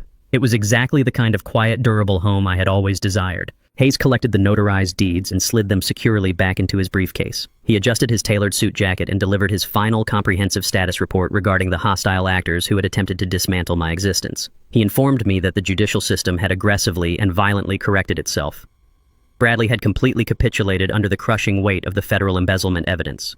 He had accepted a comprehensive plea deal resulting in a mandatory 10-year sentence in a maximum security federal penitentiary. Dr. Aris, the corrupt psychiatrist who had forged the fraudulent medical documents, had been entirely stripped of his medical license by the state board and was currently facing severe felony charges for criminal conspiracy. Finally, Hayes delivered the ultimate unvarnished truth regarding my stepdaughter. Monique was entirely bankrupt. The federal asset forfeiture protocols had seized her entire material existence. She was currently working the grueling, exhausting graveyard shift as a front register cashier at a miserable late-night diner on the extreme outskirts of the city.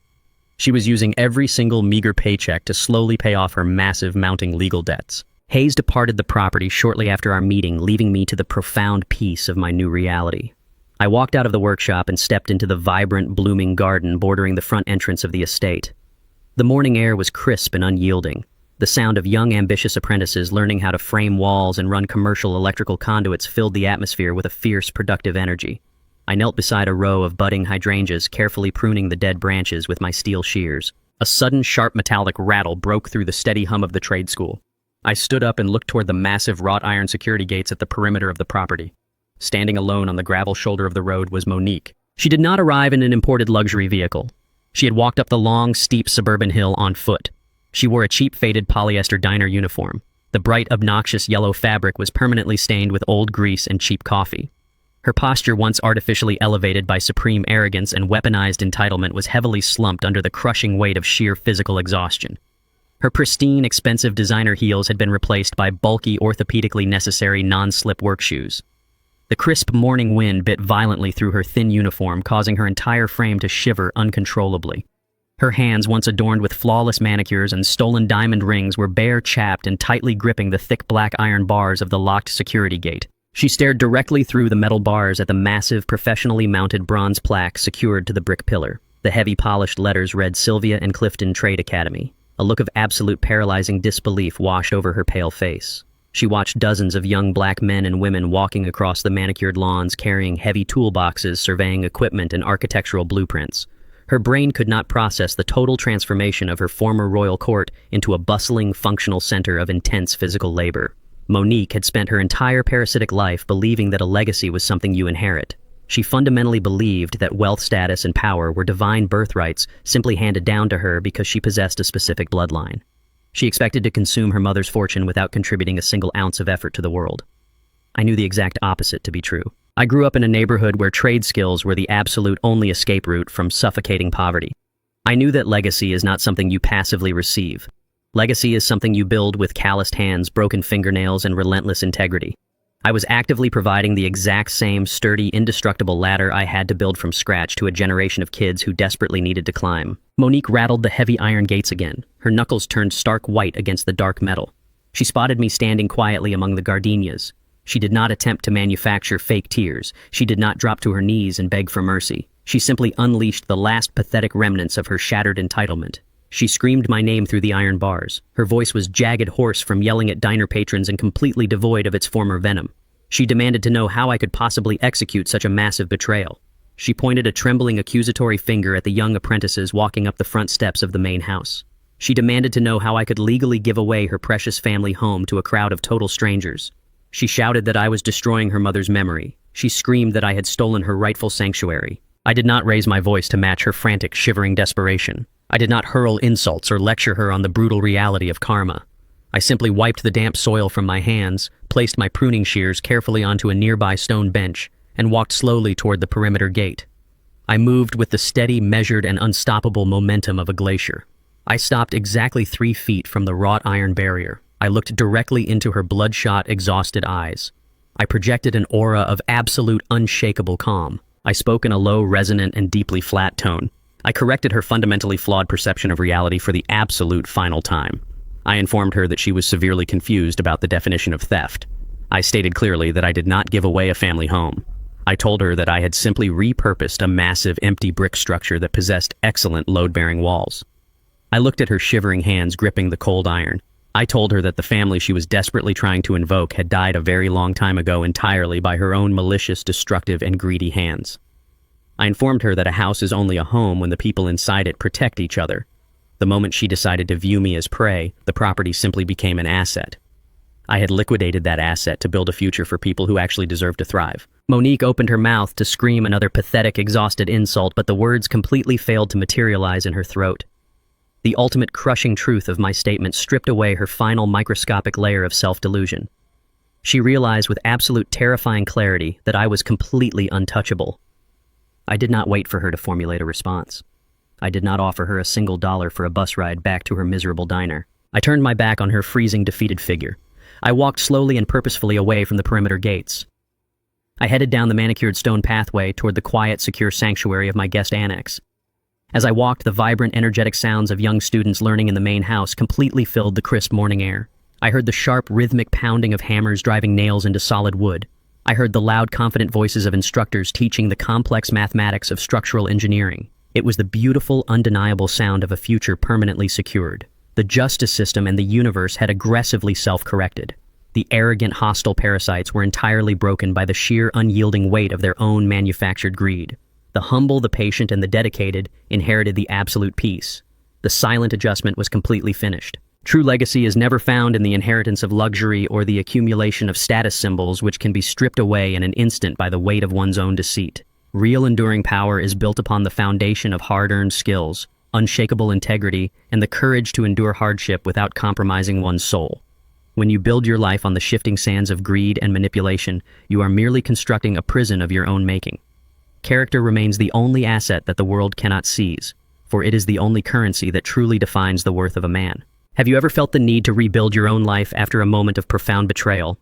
Share your story of resilience in the comments below, and don't forget to subscribe for more life-changing lessons on how to protect your dignity and secure your future.